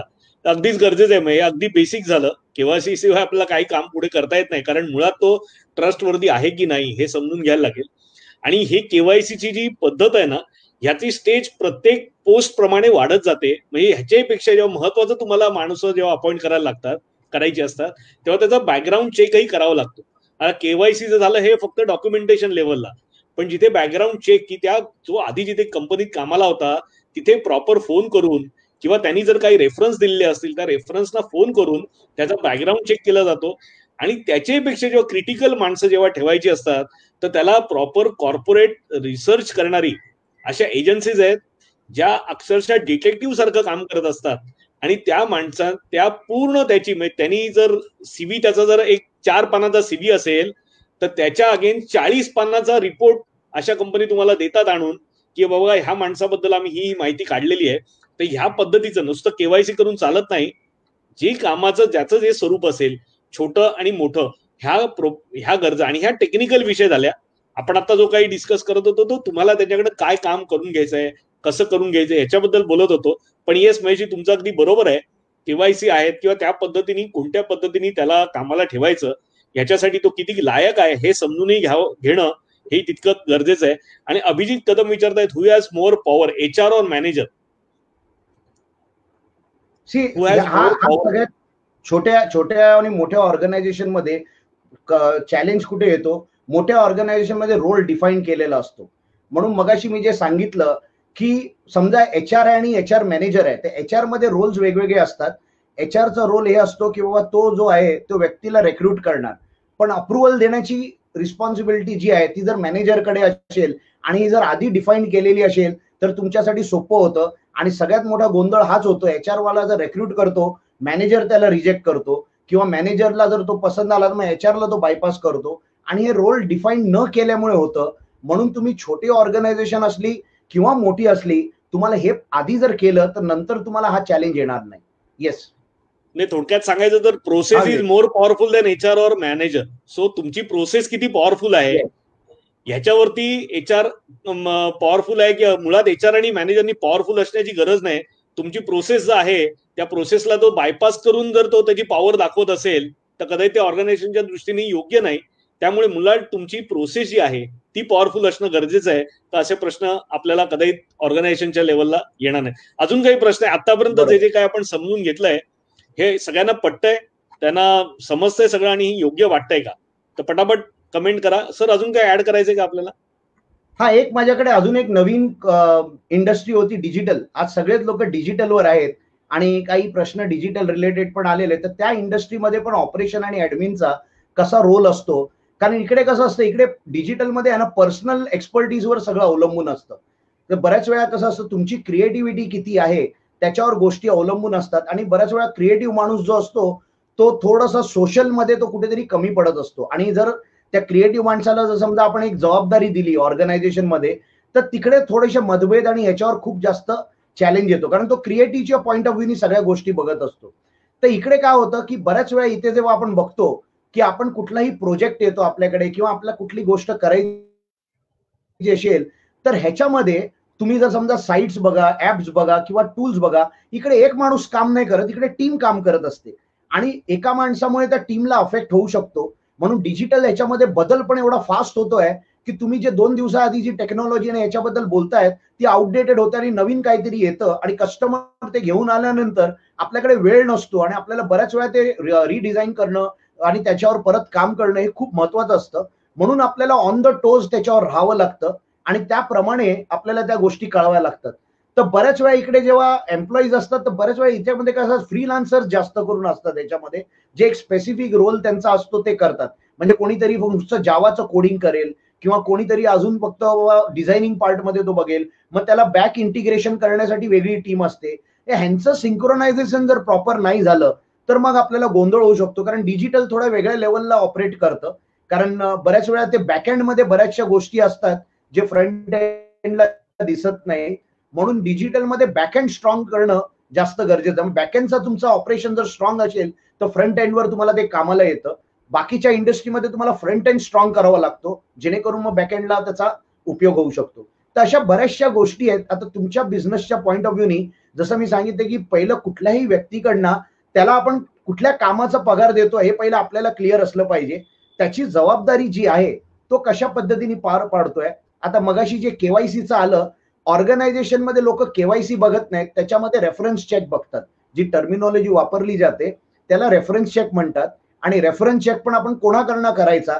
बऱ्याच वेळा हे लोक काय करतात, त्यांच्या कलिगचा किंवा त्यांच्या एक लेवल वरचे जे हे असतात सिनियर असतात त्यांचं देतात. ते नॉर्मली सिनियर कोण असतात, ह्यांच्या बरोबरच दुपारी बसून लंच बिंच करणारे आता त्यांना टीम लीडर बनवलेलं आहे आणि म्हणून तो सोडता बोलता माझं असं आलं तर तू जरा फोन बिन आला की जरा बघून घे.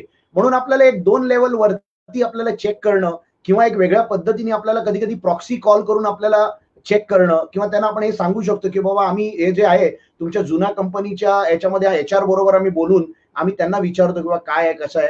तसे वेगवेगळी पद्धत असते. आणि विवेकनी सांगितल्यासारखं जेवढं तुमची पोझिशन सिनियरिटी असेल तेवढं तुमचं चेक जो आहे तो तेवढा स्ट्रॉंग करणं गरजेचं आहे. कारण बरेचसे असे इश्यू होतात आणि उद्या तुमच्या बिहाफवर जर त्यांनी काही कमिटमेंट केलं आणि तुमची जर सोल प्रॉपर्टायरशिप असेल किंवा पार्टनरशिप फर्म असेल तर लायबिलिटी त्याची नसणार आहे, तुमची असणार आहे. म्हणून तुम्हाला खूप जपून ह्या गोष्टी करणं आणि काळजीपूर्वक हे पहिल्यापासून नीट केलं आणि तुम्ही सिस्टम आणि लिगल प्रोसेसनी सगळ्या गोष्टी जर तुमच्याकडे प्रॉपर मेंटेन ठेवल्या तर तुम्हाला त्याच्यातून म्हणजे बऱ्यापैकी त्याचा फायदा होऊ शकतो. नाहीतर कोणाच्या तरी दुसऱ्याच्या तुमच्या एम्प्लॉईच्या चुकीमुळे तुम्हाला बिझनेसमध्ये त्याचा मोठं नुकसान होऊ शकतं. तर ह्याची काळजी आहे आपल्या छोट्या उद्योजकांनी घेणं खूप गरजेचं आहे. येस सर, आणि मगाशी जसं विचारलं तसं की काही कस्टमर एक्सपिरियन्स मॅनेजमेंट याच्यावरती आपण अजून तुम्ही काय बोलू इच्छिता का? काही वेगळा विषय मांडू शकतो? मी एक चांगलं उदाहरण देतो. एक्सपिरियन्स मॅनेजमेंट म्हणजे काय आणि ज्यांना समजायचं त्यांना खूप चांगल्या पद्धतीने कळेल आणि पुढच्या वेळी आपण त्याला थोडंसं एनहान्स करू. मी तुम्हाला कॉफीचं उदाहरण देतो. कॉफी आणि खूप मॅनेजमेंटमध्ये मी आता एवढ्या वर्ष जेवढे प्रोग्राम केले आहेत, मग मी टाटामध्ये केले आहेत, L&T साठी केले आहेत, मी इजिप्तमध्ये प्रोग्राम केलाय. आणि हे जेव्हा उदाहरण दिलं तर लोकांना खूप क्लॅरिटी आली की आपण काय केलं पाहिजे. आणि तुम्ही जे म्हणतात की आपण छोटे उद्योजक आहोत, ह्याला मोठं होण्यासाठी काय करावं लागेल ना हे समजणं गरजेचं आहे. आणि पुढच्या वेळीच्या टॉपिकला आपण कनेक्ट करू शकतो. आता एक कॉफीचं उदाहरण बघूया. समजा तुमच्या समोर मी वेगवेगळ्या प्रदेशांचे कॉफी आणून ठेवले, कुर्गची आणली, तामिळनाडूची आणली, ओके, केरलाची कॉफी आणली, अजून कुठले अशा गोण्या आणून ठेवल्या, 25-25 किलोच्या गोण्या आणून ठेवल्या. तुम्ही सांगू शकता का की कुठली कॉफी कुठल्या स्टेट मधली आहे म्हणून? काही उत्तर येते का विवेक? पटापट उत्तर नाही, थोडा वेळ लागतो उत्तर यायला. यू कॅन कंटिन्यू, उत्तर येत राहतील. तर कुठल्या स्टेटची कुठली कॉफी आहे हे आपल्याला कळत नाही, गोणी बघून आपल्याला कळणार नाही, आपण वास जरी घेतला तरी आपल्याला ते कळणार नाही. आता ही जी कॉफी असेल, एक अंदाज घेऊया, आपल्याला 10 किलो कॉफीला त्या गोणीमध्ये त्यामध्ये बिया असतात, कॉफीच्या बिया असतात, त्या कॉफीला 10 किलो कॉफीला समजा 1000 रुपये, आपण एक एक्झाम्पल म्हणून हे घेऊ, 1000 रुपये लागतात. ठीक आहे, 10 किलो कॉफीला 1000 रुपये. आता त्याच कॉफीला कोणीतरी प्रोसेसमध्ये टाकतं, त्याला भाजून त्याची पावडर बनवून मग एक छोट्या छोट्या पॅकेटमध्ये त्याला टाकतं आणि मग कधी ती ब्रू इन्स्टंट बनते, कधी ती अजून कुठली तरी कॉफी बनते. आणि ही जेव्हा दुकानात येते तर तीच कॉफी जिथे 10 किलोला 1000 रुपये लागायचे, तिकडे 1 किलोला, ठीक आहे, 1 किलोला तुम्ही त्या कॉफी पावडर जी झालेली आहे त्याला अंदाजे किती पैसे देतात? म्हणजे 10 किलोला जर 1000 रुपये होते, कधी कधी आपण नुसते 1 किलो कॉफीला 400-500 रुपये आपण देतोय. म्हणजे 10 किलो पेक्षा तर कितीतरी पटीने आपण ते जास्त देतोय. का? तर कोणीतरी त्याच्यावर काम केलं, त्याला प्रोसेस केला, त्याला पावडर फॉर्म मध्ये टाकलं आणि तुमच्या समोर त्यांनी आणून ठेवलं. तर त्या कॉफीला जी नुसती बी होती त्याला एक छोट्याशा प्रोसेस मध्ये गेल्यामुळे त्याचा अनुभव, एक्सपिरियन्स जो कस्टमरचा आहे, तर कोणी कॉफी खाणार आणि त्याला ती मजा येणार नाही, पण ती पावडर जी आहे त्याची वेगळी एक चव असणार आहे आणि म्हणून मग त्या ह्याचा तेवढा भाव होतोय, त्याचं प्राइस तेवढं होतं, लोक त्यासाठी तेवढे पैसे देतात. आता हीच कॉफी जेव्हा तुम्ही कुठल्या तरी उडपी हॉटेलमध्ये जाता आणि तिकडे कॉफी पियाला बसता, तर सगळ्यात पहिलं काय होतं उडपी हॉटेलमध्ये की तुम्ही बसल्यानंतर तो पहिलं हातामध्ये असं ग्लास पकडून तर आणून तुमच्या समोर आपटतो तो ग्लास आणि तुम्हाला विचारतो काय पाहिजे, आणि तुम्ही कॉफी म्हटल्यानंतर तो फटाफट हे करतो, तिकडूनच ओरडतो, ए कॉफी आण रे, आणि तो कॉफी आणतो, तोपर्यंत वरती एक पंखा चालू केलेला असतो आणि तुमची कॉफी आल्याबरोबर तुम्ही कॉफी तोंडाला लावल्याबरोबर तो बिल फाडतो आणि तुमच्या समोर ठेवून देतो आणि तेव्हा तुम्हाला मेसेज देतो की कॉफी संपव आणि निघ लवकर, कारण मला दुसरा गिराईक वाट बघतोय. आता हा एक वेगळा अनुभव आहे, पण ती गरम कॉफी प्यायला मिळते, बसून प्यायला मिळते, पंख्याखाली बसून प्यायला मिळते, म्हणून एक वेगळा अनुभव येतो. आणि त्याच कॉफीला आपण किती पसते कॉफी आपल्याला माहित नाही, 5 ग्राम 10 ग्राम असेल, पण त्या 10 ग्रामला आपण कमीत कमी 30 रुपये देतो. आता हे का? तर त्या पावडरवर ना आता मला जो अनुभव आहे, एक्सपिरियन्स जो मिळतोय तो वेगळा आहे. आता पुढच्या पुढे गेल्यानंतर आता सीसीडी तर बंद झालं, बरिस्ताचं उदाहरण घेऊ. आता आपण हीच कॉफी आपण बरिस्तामध्ये पियाला जातो आणि बरिस्तामध्ये जेव्हा पियाला जातो तेव्हा आपल्याला तिकडे बसल्यानंतर ते बोलतात तिकडे जाऊन तुम्ही टोकन घ्या, पैसे द्या आणि तुमच्या टेबलवर मग ती कॉफी येणार. आणि जेव्हा आपण त्या लाईनीत उभे असतो, त्या लाईनीत उभे असल्यानंतर म्युझिक व्हिजिक चालतं, आपण ऐकत असतो आणि मग आपला नंबर आल्यानंतर आपण आधी पैसे देतो आणि त्यानंतर ते बोलतात त्याच्यावर तुम्हाला अजून दुसरं काय समोसा किंवा अजून काय पाहिजे का? मग आपण विचार करतो नाही मला नुसती कॉफीच पाहिजे, आणि मग तो कॉफी जेव्हा देतो त्यामध्ये एकदम फस करून असा आवाज येतो आणि त्यामध्ये जर कॉफी बघायला गेलं तर नुसतं फेसच असतो वरती, पण आपल्याला त्याचाच आनंद येतो त्या आवाजाचा आणि तो फेस बघितल्यानंतर आपल्याला एकदम खूप मजा येते. आणि मग ते कॉफी जेव्हा आपल्या टेबलवर येते आणि आपण ते बसून तिकडे निवांत कॉफी पितो, गाणी बिणी ऐकतो, गप्पा बिप्पा मारतो, आपले 1-2 तास तिकडे आपण टाइमपास करतो आणि त्यानंतर आपण जेव्हा ते कॉफीचं जे बिल असतं तर बघायला गेलो तर आपण तिथे कमीत कमी 100 रुपये देतो, पण 100 रुपयामध्ये कॉफी ऍक्च्युली किती मिळाली आपल्याला? तर बघायला गेलो तर तिकडे पण एक 5 ग्राम कॉफी होती, पण तो अनुभव जो होता त्याला आपण एक्सपिरियन्स म्हणतो. तर जो पहिलं जे हे होतं, पहिला जो आपला पदार्थ होता, जो बिया होत्या, ती कमोडिटी होती. जेव्हा त्याला प्रोसेस केलं तेव्हा तो प्रोडक्ट झाला. येस विवेक? याच्यात मला अजून चांगलं अजूनही ऍड करावं असं वाटेल. हीच कॉफी आपण जेव्हा 5 स्टार हॉटेलमध्ये पितो त्यावेळेला दूध वेगळं आणून देतात, कॉफी पावडर वेगळी आणून देतात, साखर वेगळी आणून देतात, करेक्ट, आणि ती आपण आपल्या हातानेच करून घेतो आपल्याला पाहिजे तशी. आणि कदाचित 100 रुपये जिथे बरिस्ताला लागले असते तिथे 500 रुपये देतो. तर तिकडचा एक्सपिरियन्स अजून वेगळा आहे. कॉफी आपणच बनवली आपल्या हाताने, पण त्याच्यासाठी आपण फक्त 1 ग्रॅमला किंवा ते काय 5 ग्रॅमला आपण 500 रुपये मोजतो. हा जो प्रवास आहे कॉफी, बरोबर आहे, आणि 100 रुपये खूप वेगळी देतो आपण प्रवास. बरोबर.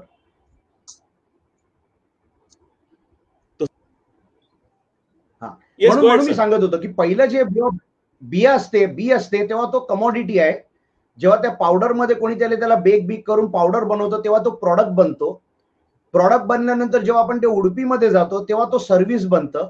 जेव्हा आपण त्याला बरिस्टामध्ये जातो तेव्हा ते युनिक एक्सपिरियन्स बनतं. आणि जेव्हा विवेकने सांगितल्यासारखं जेव्हा आपण हे 5 स्टार मध्ये जातो तेव्हा त्याला म्हणतो मिनिंगफुल ट्रान्सफॉर्मेशन. आता हा जो आहे हा कस्टमरचा अनुभव जो होता त्याच्यामुळे एक कमॉडिटी जी कॉफी सारखी एक कमॉडिटी होती ती आज 5 स्टार मध्ये त्याला एवढं मोठं त्याचं हे मिळतं आणि मिनिंगफुल ट्रान्सफॉर्मेशन होतं. हे उदाहरण देण्यामागचं कारण हे आहे की आज माझा प्रॉडक्ट किंवा आज माझी सर्व्हिस जी आहे ती कमॉडिटी आहे, प्रॉडक्ट आहे, युनिक सर्व्हिस आहे, ओके, की मिनिंगफुल ट्रान्सफॉर्मेशन आहे, हे मला ठरवावं लागेल. आणि माझा उद्देश जो आहे, माझा गोल जो आहे, माझं विजन जे आहे ते नेहमी युनिक सर्व्हिस किंवा मिनिंगफुल ट्रान्सफॉर्मेशन कडे जाण्याचा गोल असला पाहिजे. आणि त्याच्यासाठी जो काही मला बेस्ट एक्सपिरियन्स कस्टमरला माझ्या देता येईल तो अनुभव आपल्याला कस्टमरला देण्यासाठी मला ऑपरेशन्स, मला ऍडमिन, मला प्रोसेस, सिस्टम हे त्याप्रमाणे अलाइन करावे लागतील. कारण जर कस्टमर सॅटिस्फाईड झाला तरच तुमचा बिझनेस जो आहे तो कमॉडिटीवर ना युनिक सर्व्हिस पर्यंत जाऊ शकतो. येस विवेक. सो आपण पुढचं जे आपलं सेशन आहे मार्केटिंग आणि सेल्स आहे. ओके, तर आतापर्यंत आपण ज्या काही सेशन्स केली ह्याच्यात आणि शेवटच्या सेशन मध्ये फरक काय आहे तुम्हाला सांगतो. हे जे मार्केटिंग डिपार्टमेंट आहे किंवा सेल्सचं डिपार्टमेंट आहे हे कंटिन्युअस तुमच्या कस्टमरशी रिलेटेड असतं. ओके, की कस्टमरचा फीडबॅक, मला कस्टमर कोण आहे, आज तुम्ही पहिल्यांदा जो आपण कस्टमर ठरवलेला आहे की माझा कस्टमर कोण आहे, आणि मार्केटिंग आणि सेल्स डिपार्टमेंट की जो ऍक्च्युअली कस्टमरला सर्व्ह करतोय. तर जेव्हा आपण मार्केटिंग आणि सेल्स समजणार आहोत तर कुठेतरी आपण पुन्हा ते कनेक्ट करण्याचा प्रयत्न करणार आहोत. आणि ती प्रोसेस ही कंटिन्युअस प्रोसेस आहे. आज जर असं एकाने म्हटलं की कस्टमर एक्सपिरियन्स चा काही आपण हे करणार आहोत का, म्हणजे कस्टमर एक्सपिरियन्स मॅनेजमेंट, तर कस्टमर एक्सपिरियन्स मॅनेजमेंट काय आहे, तर तुम्ही ठरवलेला प्रोडक्ट तुमचा विषय आणि मार्केटिंग आणि सेल्स डिपार्टमेंट कडनं रेग्युलर बेसिसवरती आलेले फीडबॅक. ओके, ह्याच्यातनं तुम्ही जी प्रोसेस डिझाईन करता त्या प्रोसेसचा तो एक कस्टमर एक्सपिरियन्स हा पण एक त्या प्रोसेसचा पण पार्टच आहे. म्हणजे तुम्ही जी प्रोसेस म्हणून आपण व्यवसायाची बनवणार आहोत त्याच्यात कस्टमर एक्सपिरियन्स प्रोसेस हा त्या प्रोसेसचा पार्ट राहणारच आहे. की कस्टमर माझ्याकडे आल्यानंतर त्याच्याशी पहिलं भाषा काय वापरली जाईल, रिसेप्शनिस्ट माझी कोणत्या भाषेत बोलेल, पहिला शब्द काय वापरेल, शेवटचा शब्द काय वापरेल, ते इथपासून ते घेतल्यानंतर त्याचं पॅकिंग कसं असेल, फीडबॅक मी कसा घेणार आहे, इथपर्यंत गोष्टी आपल्याला डिझाईन करायला लागतात. आणि हा सगळा जो आहे हा कस्टमर एक्सपिरियन्स मॅनेजमेंटशी कनेक्टेड आहे. तर पुढचं जेव्हा आपण सेशन करणार आहोत तसं सरांनी सांगितलं तसं की मार्केटिंग, सेल्स आणि जाहिरात ह्याचा जो जोडणारा कदाचित दुवा आहे त्याच्यामधलं जे काम आहे कुठेतरी हे राहणार आहे. आणि हे समजून आपण त्यावेळेला परत आपण मला वाटतं घ्यायला हरकत नाही. Yes Sachin sir please. नाही परफेक्ट आहे. कारण आपण ह्याला म्हणतो मोमेंट्स ऑफ ट्रूथ. म्हणजे कस्टमरला त्या क्षणी जे योग्य वाटतं आणि त्याला जे पसंत होतं त्याला आपण मोमेंट्स ऑफ ट्रूथ म्हणतो. आणि जसं विवेकनी सांगितलं पुढच्या वेळी आपण त्याला कनेक्ट करू. कारण पण हा टॉपिक जो आला तो आजच्या याच्यासाठी खूप महत्वाचा होता. कारण एक्सपिरियन्स जो आहे ना तो तुम्ही देण्याचा प्रयत्न करतात पण एक्सपिरियन्स ऍक्च्युली कस्टमर फील करतो. तर कस्टमरला फील करताना जे अनुभव येतात ना तो खरा एक्सपिरियन्स आहे. आणि तो एक्सपिरियन्स तो युनिक असतो. आणि तो करण्यासाठी तुम्ही जर सिस्टम प्रोसेस जर फॉलो केला, तुम्ही मॅकडॉनल्ड मध्ये कुठेही गेलात तुम्हाला त्याच पद्धतीचा एक्सपिरियन्स मिळणार, बरिस्टामध्ये गेलात त्याच पद्धतीचा एक्सपिरियन्स मिळणार. तर हा एक्सपिरियन्स जो आहे या सिस्टम प्रोसेसमध्ये निर्माण झालेला आहे. आणि म्हणून आपल्याला ते जर आपण स्ट्रॉंग केलं, आपलं जर ऑपरेशन आपण जर सिस्टमॅटिक ठेवलं तर कस्टमरला, मगाशी मी हॉटेलचं जे उदाहरण दिलं, जर भाजी जोडीशी जर समजा हे झाली तर कस्टमरला ऑटोमॅटिकली एक्सपिरियन्स जो असतो तो वेगळा येतो. आणि त्यामुळे कस्टमर परत येईल की नाही त्याच्यावर अवलंबून असतं. पण तुमचं जर ते प्रॉपर सिस्टमाइज जर गोष्टी असतील तर कस्टमर त्याच्यासाठी तुमच्याकडे वारंवार येतो. आणि असे बरेचसे रेस्टॉरंट, बऱ्याचशा गोष्टी आहेत जिकडे कस्टमर म्हणजे बोरिवलीवरनं फाउंटनला नुसतं पान खाण्यासाठी जातोय.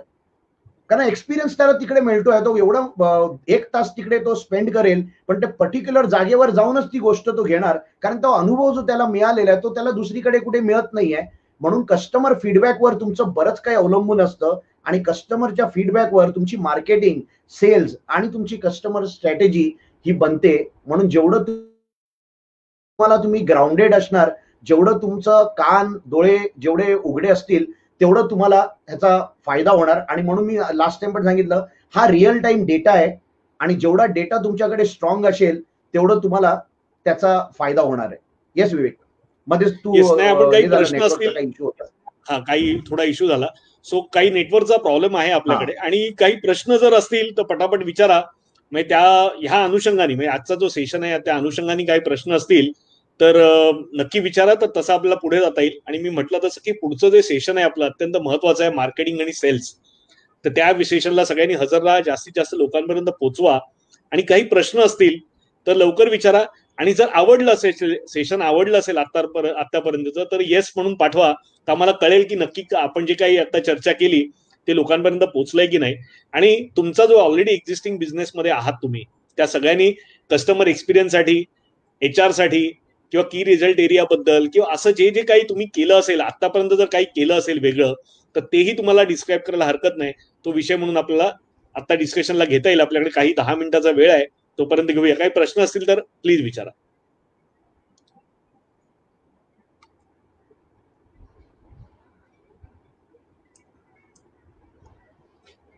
काही प्रश्न आहेत का सर? काही स्क्रीन ऍड करायचे का? मी ऍक्च्युली ते राशीचं ते बघत होतो, जर मला ते टाकता आलं समोर तुला दिसत असेल तर आपण, नाही तर आपण त्यांना शेअर करू जर आता काय आज नेटच्या याच्यामध्ये ते कुठेतरी हे होते. थोडंसं आपण रिकॅप करूया, तोपर्यंत आपण रिकॅप करूया. तुमचे प्रश्न येऊ देत. तर जसं आतापर्यंत आपण करत गेलो तसं शेवटचं सेशन आहे आपलं पुढचं, आणि त्या सेशन नंतर आपण एक रिव्ह्यू सेशन करणार आहोत. आणि ते रिव्ह्यू सेशन आपण झूमच्या माध्यमातून करणार आहोत. आणि रिव्ह्यू कोणाचा करणार आहोत आपण, तर जे लोकांनी ऑलरेडी, मी काही लोकांना मेसेजही केलेले आहेत, काही लोकांचे माझ्याकडे नंबर नाही आहेत, कधी माझा संपर्क झाला नाहीये, त्यांनी मला माझ्या फोन नंबरवरती मेसेज करायला हरकत नाही. त्यांचा नंबर तर मी सेव्ह करीन, आणि माझा जो ब्रॉडकास्ट ग्रुप आहे त्याच्यामध्ये त्यांना ऍड करीन. आणि ज्या लोकांनी व्यवसायासंदर्भात थोडंसं तरी काम केलंय, म्हणजे युनिक बिझनेस आयडिया असेल, किंवा बिझनेस आयडिया असेल, ओके, बिझनेस नेम असेल, टॅगलाईन असेल, आणि बिझनेसचं मॉडेल, या संदर्भात ज्यांनी काम केलंय त्यांच्यासाठी ते रिव्ह्यू सेशन आपण करणार आहोत.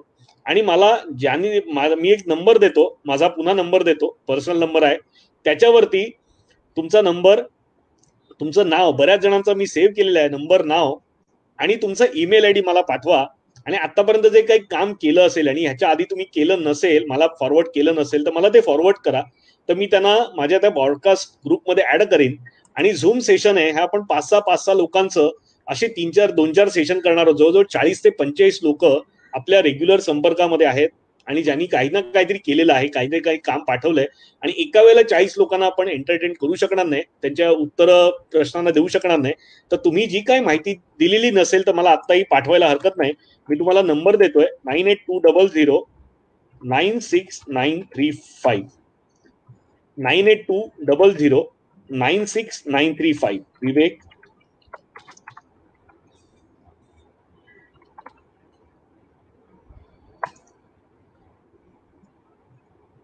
ओके.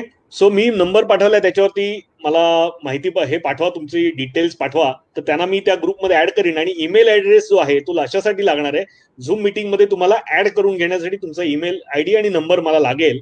आणि ती जी आहे ती कशी राहणार आहे, कशा पद्धतीने करणार आहोत, त्याची माहिती मी तुम्हाला पुढच्या सेशनमध्ये देणार आहे.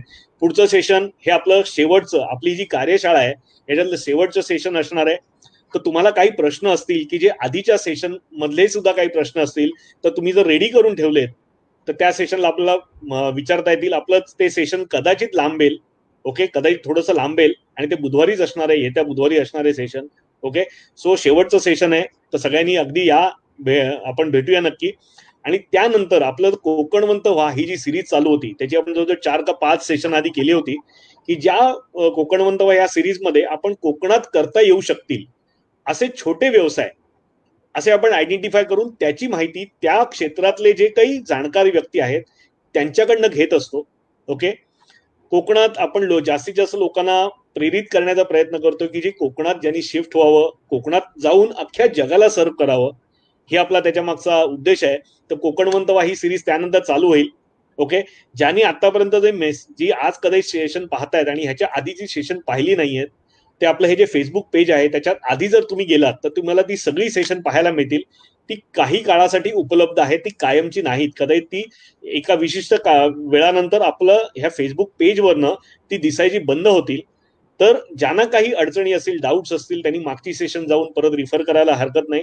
ओके, आता मी परत एकदा तुम्हाला सगळं थोडक्यात सांगतो. मागची सेशन रिफर करा, मागच्या सेशनच्या दृष्टीने आलेले प्रश्न लिहून ठेवा, पुढचं सेशन मिस करू नका, आणि त्या सेशन नंतर कोकणवंत वाही जी आपली सिरीज आहे ती फॉलो करायला अजिबात विसरू नका. आणि त्याच्या पलीकडे जाऊन सांगतो, तुम्हाला जर असा कोणता व्यवसाय सुचत असेल किंवा तुम्ही त्या व्यवसायातले तज्ज्ञ असाल आणि तुम्हाला वाटत असेल की तुम्ही मार्गदर्शन करू शकता लोकांना, तर तेही मला कळवा. असे विषय आपण निवडतोय की कोकणात जाऊन अख्ख्या जगाला सर्व करू शकतील असे छोटे छोटे व्यवसाय की जे लोकांमध्ये कल्पनाच नाही आहे किंवा त्यांना अजून ती संकल्पनाच क्लिअर नाही की अरे मी ही सर्व्हिस कोकणात बसून देऊ शकतो. बरोबर आहे. तर ह्या सर्व्हिसेस बद्दल आपण बोलणार आहोत. काही प्रश्न गजानन ओके, गजानन पटवर्धन म्हणतायत my bad luck it's too late I get here just saw while surfing on mobile. So Gajanan Patwardhan काही काळजी करू नका. हे जे आपलं पेज आहे चैतन्य सृष्टी म्हणून जे पेज आहे हे पेज तुम्ही फॉलो करा. त्याच्या आधीच्या जे पोस्ट तुम्ही जर स्वाईप केल्या तर त्याच्यात पहिल्या दिवशीपासूनची सगळी सेशन्स अवेलेबल आहेत. साधारण एक सेशन 1 ते सव्वा तासाचं आहे. बऱ्याचशा कमेंट्स पाहायला मिळतील. ओके, ते तुम्ही फॉलो करा आणि काही असेल आणि पुढचं सेशन मात्र मिस करू नका. शिवाजी सावंत विचारतायत की how to develop any business in service sector. How to develop any business in service sector. Sir Shivaji Sawant, जर मला वाटतं हे सेशन मध्ये पहिल्यापासून आहात तुम्ही, तर ह्या सगळ्या गोष्टी तुम्ही फॉलो करा. आपण पुढचं जेव्हा सेशन करणार आहोत त्यानंतर तुम्ही ज्या तुमच्या डोक्यात सर्व्हिस जी काही सर्व्हिस आहे त्याचं ज्या बिझनेस मॉडेल म्हणा, कंपनीचं नाव म्हणा, हे तरी तयार करा, शेअर करा. आणि आपलं झूम मीटिंग ज्या वेळेला असेल त्यावेळेला आपण ह्या सगळ्या गोष्टींची चर्चा करू. आणि डेव्हलप हा परत आला मार्केटिंगचा विषय. ओके, तर पुढचं जे सेशन आहे त्याच्यात तुम्हाला हे कसं करायचं, डेव्हलप सर्व्हिस सेक्टरमध्ये असेल तर काय करायचं, प्रोडक्शन मध्ये असेल तर काय करायचं, किंवा आणखीन काही तुम्ही कन्सल्टन्सी मध्ये असाल तर कशा पद्धतीने स्वतःला प्रोजेक्ट करायचं, ह्याच्याबद्दल आपण बोलणार आहोत. तर पुढच्या सेशन नक्की आपण सगळ्यांनी हजर राहूया. काही प्रश्न आहेत का? कारण अजूनही माझ्याकडे प्रश्न पोचलेले नाही आहेत. ह्या सेशन संदर्भात असतील तर मला विचारायला हरकत नाही.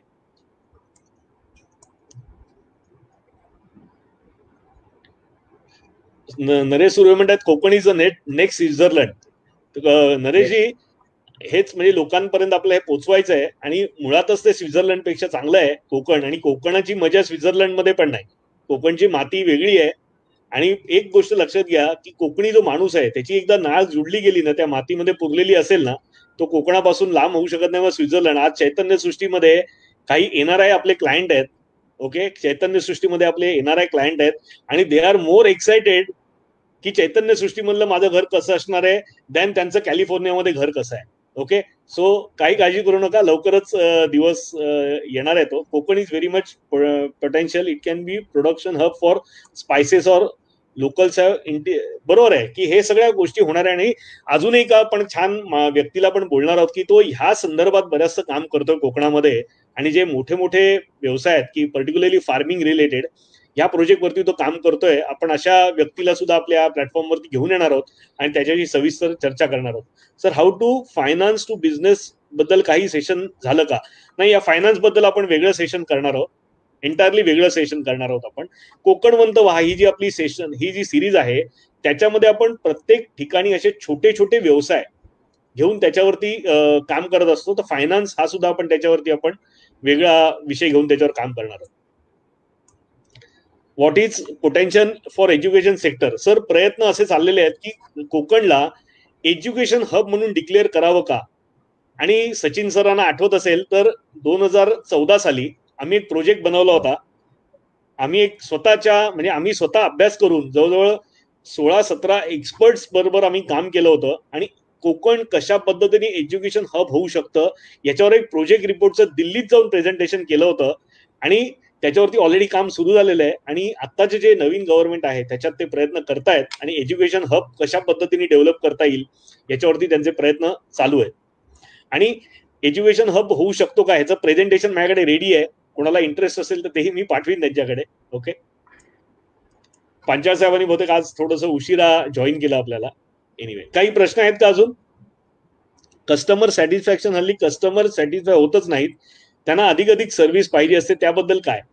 सर, यांचं म्हणणं आहे की कस्टमर सॅटिस्फाय होतच नाही, त्यांना अधिक सर्व्हिस पाहिजे असेल, ते कुठेतरी बिहेवियर रिलेटेड आहे. आणि मला वाटतं तुमच्यासारखा अजून कोणी माणूस माझ्या बघण्यात नाही की तो याच्यावरती बोलेल, तर प्लीज यू कॅन. आपण पुढच्या सेशन मध्ये काही एक कॉन्सेप्ट आहे तो मी शेअर करतो आणि त्याच्या बेसिसवर आपल्याला करता येतं की काम कशामुळे तो सॅटिस्फाय नाही हे पहिलं बघावं लागेल आणि त्या बेसिसवर आपल्याला काय. आणि कधी कधी हे 1 to 1 मध्ये आपल्याला जास्त क्लॅरिटी येते की तुमचा व्यवसाय जो आहे त्या बेसिसवर तुम्ही, आणि सगळ्यांना आपण सॅटिस्फाय करू पण शकत नाही, कारण ह्याच्यामध्ये काय होतं की आपण जो आयडियल कस्टमर आहे आपला, तो जर आपण चुकीचा आयडेंटिफाय केला, तर सुरुवात जर चुकीची झाली तर आपल्याला हा चॅलेंज पुढे जाऊन येऊ शकतो. आणि म्हणून आपल्याला तो एक ती अंडरस्टँडिंग घेणं गरजेचं असतं. ओके. अभिजित मोरे म्हणतात, बिझनेस स्टार्टअपसाठी इनिशियल स्टेजला कोणत्या डिपार्टमेंटची गरज आहे डिजिटल सर्व्हिससाठी? आता डिजिटल सर्व्हिस काय आहे थोडं समजून घ्यावं लागेल. अभिजितजी, तुम्ही जे काही तुम्ही व्यवसायाबद्दल प्लॅनिंग केलेलं आहे ते तुम्ही मला पाठवलं असेल तर बहुतेक मी पाहून घेतो, किंवा पाहिलंही असेल, नसेल तर परत पाठवा. आणि झूम सेशन आहे त्याच्यात आपण 1 to 1 ह्याच्यावरती चर्चा करूया. तुमच्या डोक्यात डिजिटल सर्व्हिस म्हणजे नक्की काय हे जर आम्हाला कळलं त्या विषयामध्ये, तर अजून जास्त प्रोडक्टिव्ह डिस्कशन आपल्याला त्याच्यात करता येईल. अजून काही प्रश्न आहेत का? What is potential? हा, अजून काही प्रश्न आहेत का?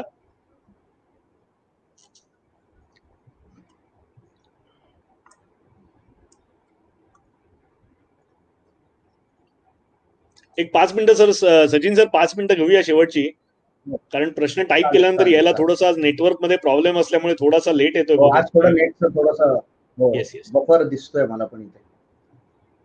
आणि इन द मीनवाईल जेवढे कोणी मला पाहतायत, जवळजवळ 45 लोक आपण कायम असतो या सेशनला, राईट? आणि पहिल्या सेशन पासून आज आहेत सगळे, तर त्यांचं सगळ्यांचं मी अभिनंदन करतो, आभार मानतो. आणि जी काय आम्ही इनिशिएटिव्ह घेतलाय किंवा प्रयत्न करतोय त्याला तुम्ही प्रोत्साहित करताय आम्हाला. आणि बऱ्याच वेळेला जे फुकट असतं त्याची किंमत नसते लोकांना. ओके, त्यामुळे आलं तर आलं, नाही आलं तर नाही आलं, असं चालतं बऱ्याच वेळेला. पण तुम्ही पहिल्यापासून, बरीचशी नावं अशी आहेत की पहिल्या सेशन पासून आपल्याशी जोडलेली आहेत आणि आजपर्यंत आहेत. आणि हे जे तुम्ही इंथुझियाझम टिकून ठेवलात त्याबद्दल सगळ्यांचे पुन्हा आभार. ओके, आणि पुढच्या सेशनला नक्की आपण भेटतोय. एक शेवटचे 1 मिनिटाचा काळ आपण घेऊया, काही प्रश्न असतील तर घेऊया, नाहीतर वी कॅन आपण आजचं सेशन संपू शकतो. सर, अजून तुम्हाला काय ऍड करायचं ह्याच्यामध्ये? नाही, आता बाकी पुढच्या सेशन मध्ये आपण अजून येस, काही प्रश्न असतील तर 1-2 मिनिटाचा काळ घेऊया आपण. 6:16 झाले आहेत. ओके, 6:20 आपण हे सेशन बंद करूया. How we can provide service to local Konkan products to Amazon और स्नॅपडील और अदर ऑनलाईन सर्व्हिस प्रोव्हायडर. हे म्हणजे आपण ऑनलाईन मार्केटिंग, डिजिटल मार्केटिंग आणि ऑनलाईन जे केलं जातं, म्हणजे सोशल मीडिया थ्रू केलं जातं की ऑनलाईन प्लॅटफॉर्म थ्रू केलं जातं, त्याच्यासाठी एक वेगळं सेशन कोकणवंत व्हा. आणि बेस्ट एक ऑनलाईन मार्केटर जो आहे की वेगवेगळ्या प्लॅटफॉर्मवरती तो मार्केटिंग करत असतो, त्याला आपण घेऊन येणार आहोत. त्या सेशनला तुम्हाला मजा येईल. आपण एका प्रश्नाचं इथे डिस्कशन करण्यापेक्षा त्याच्यात आपण 1 तासाचं डिस्कशन करूया. आणि अत्यंत उपयुक्त आणि सगळ्यात सोपा उपाय, इमिजिएट चालू करण्यासारखा जर कोणाला व्यवसाय असेल तो ऑनलाईन मार्केटिंगचा आहे, आणि त्याच्यासाठी आपण ते सेशन करणार आहोत. तर तुम्ही त्या सेशनला नक्की उपस्थित राहा. गिरीश वांगरकर म्हणतात, customer satisfaction is also connected with the cost he is paying, right? But many of time customer want better service without any more price. Yes, आपण पुढच्या सेशन मध्ये याच्यावरती सगळ्यावरती बोलणार आहोत. ओके,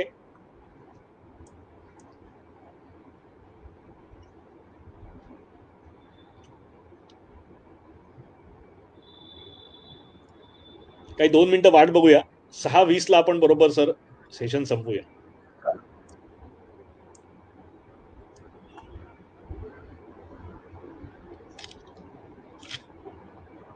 काही प्रश्न असतील तर पटापट येऊ दे, कारण 47 लोक अजूनही लाईव्ह आहेत, याचा अर्थ लोक कुठेतरी टाईप करत असतील. ओके, सो काही प्रश्न असतील तर आपण घेऊया. आणि पुढच्या सेशनला माझी सगळ्यांना विनंती आहे की त्यांनी इंडस्ट्री स्पेसिफिक तुम्हाला जे प्रश्न विचारायचे ते पुढच्या वेळेला तयार ठेवा, कागदावरती लिहून ठेवा.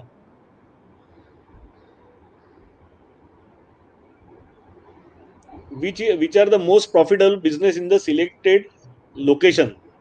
Which are most profitable. Sir, बरेच any business is profitable unless and until you are doing best. Okay, so जोपर्यंत तुम्ही तो व्यवसाय चांगला करताय तर सगळे व्यवसाय प्रॉफिटेबल आहेत. ह्याच्यावरती आपण कोकणवंत व्हामध्ये जे जे व्यवसायांबद्दल बोलतोय ते तुम्ही फॉलो करा, मग तुम्हाला त्याच्याबद्दल चांगली माहिती मिळू शकेल. नमस्कार सचिन सर, विवेक सर, माझं केटरिंगचा, शैलेश शिंदे सांगतात, केटरिंगचा बिझनेस आहे, मला कोकणात सुद्धा हा बिझनेस चालू करायचा आहे, त्यासाठी काय करावं लागेल? ओके शैलेशजी, तुम्ही आधीची जर सेशन हे अटेंड केली असतील तर ती सेशन्स बघा आणि तुमचा जो व्यवसाय आहे त्याच्याबद्दल बेसिक माहिती आमच्यापर्यंत पाठवा. आपण जे झूम सेशन करणार आहोत त्याच्यात मी तुम्हाला इन्क्लूड करीन, तर तुमचे जे काही स्पेसिफिक प्रश्न आहेत इंडस्ट्री स्पेसिफिक त्याच्यावरती आपण बोलूया. सचिन सर आणि माझा दोघांचं एक केटरिंग आणि हॉटेल, मी जरी आता कन्स्ट्रक्शन मध्ये असलो किंवा इंटिरियर फील्डमध्ये असलो तरी आमचं दोघांचं बालपण हे केटरिंग व्यवसायात गेलेलं आहे, तर आम्ही तुम्हाला योग्य मार्गदर्शन याच्यात नक्कीच करू. ओके. वैभव शेरे विचारतात, how to select appropriate location for restaurant और tourism business, what should be the steps for selection? Vaibhav Shere sir, आपण एक कोकणवंत व्हा आपलं हे जे पेज आहे ते तुम्ही फॉलो करा. कोकणवंत व्हा ह्याचं जे पहिलं सेशन होतं ते हॉटेल आणि रिसॉर्टच्या विषयात होतं आणि आपण छाया वायकर ह्या स्पेशल गेस्ट म्हणून बोलावलं होतं आणि त्यांनी ह्याच्यावरती बरीच चर्चा आपण त्याच्यात केलेली आहे. 1 तासाचं सेशन आहे, त्याच्यात बरेच तुम्हाला त्याच्यामध्ये ह्याच्यातलं सोल्युशन मिळू शकेल. ओके. आणि माझं प्रांजळ इच्छा अशी की आज जे प्रश्न विचारायचे ते आजच्या दिवसाबद्दल विचारलं तर बरं होईल. जरा how to select appropriate Vaibhav Shere restaurant, please send the detail. Sure Hemantji, detail तुम्हाला लवकरच पाठवू आपण. Thank you sir, little bit understood but there is network issue. Okay. Ruchita Vichare म्हणतात त्यांचा थोडासा नेटवर्कचा इश्यू आहे. तर मॅडम तुम्हाला आपलं हे फेसबुकच्या पेजवरती हे सेशन पूर्ण अवेलेबल आहे, तुम्हाला जेव्हा नेटवर्क व्यवस्थित असेल त्यावेळेला नक्की पहा. ओके. सो सर 6:20 झालेले आहेत, परफेक्ट. सो आजचं सेशन आपण आज संपूया आणि पुन्हा भेटण्यासाठी बुधवारी, आणि सगळ्यांनी वेळेवर हजर राहा. शेवटचा सेशनचा दिवस आहे आणि हा इंथुजियाझम अगदी शेवटपर्यंत आपण टिकून ठेवूया. ओके.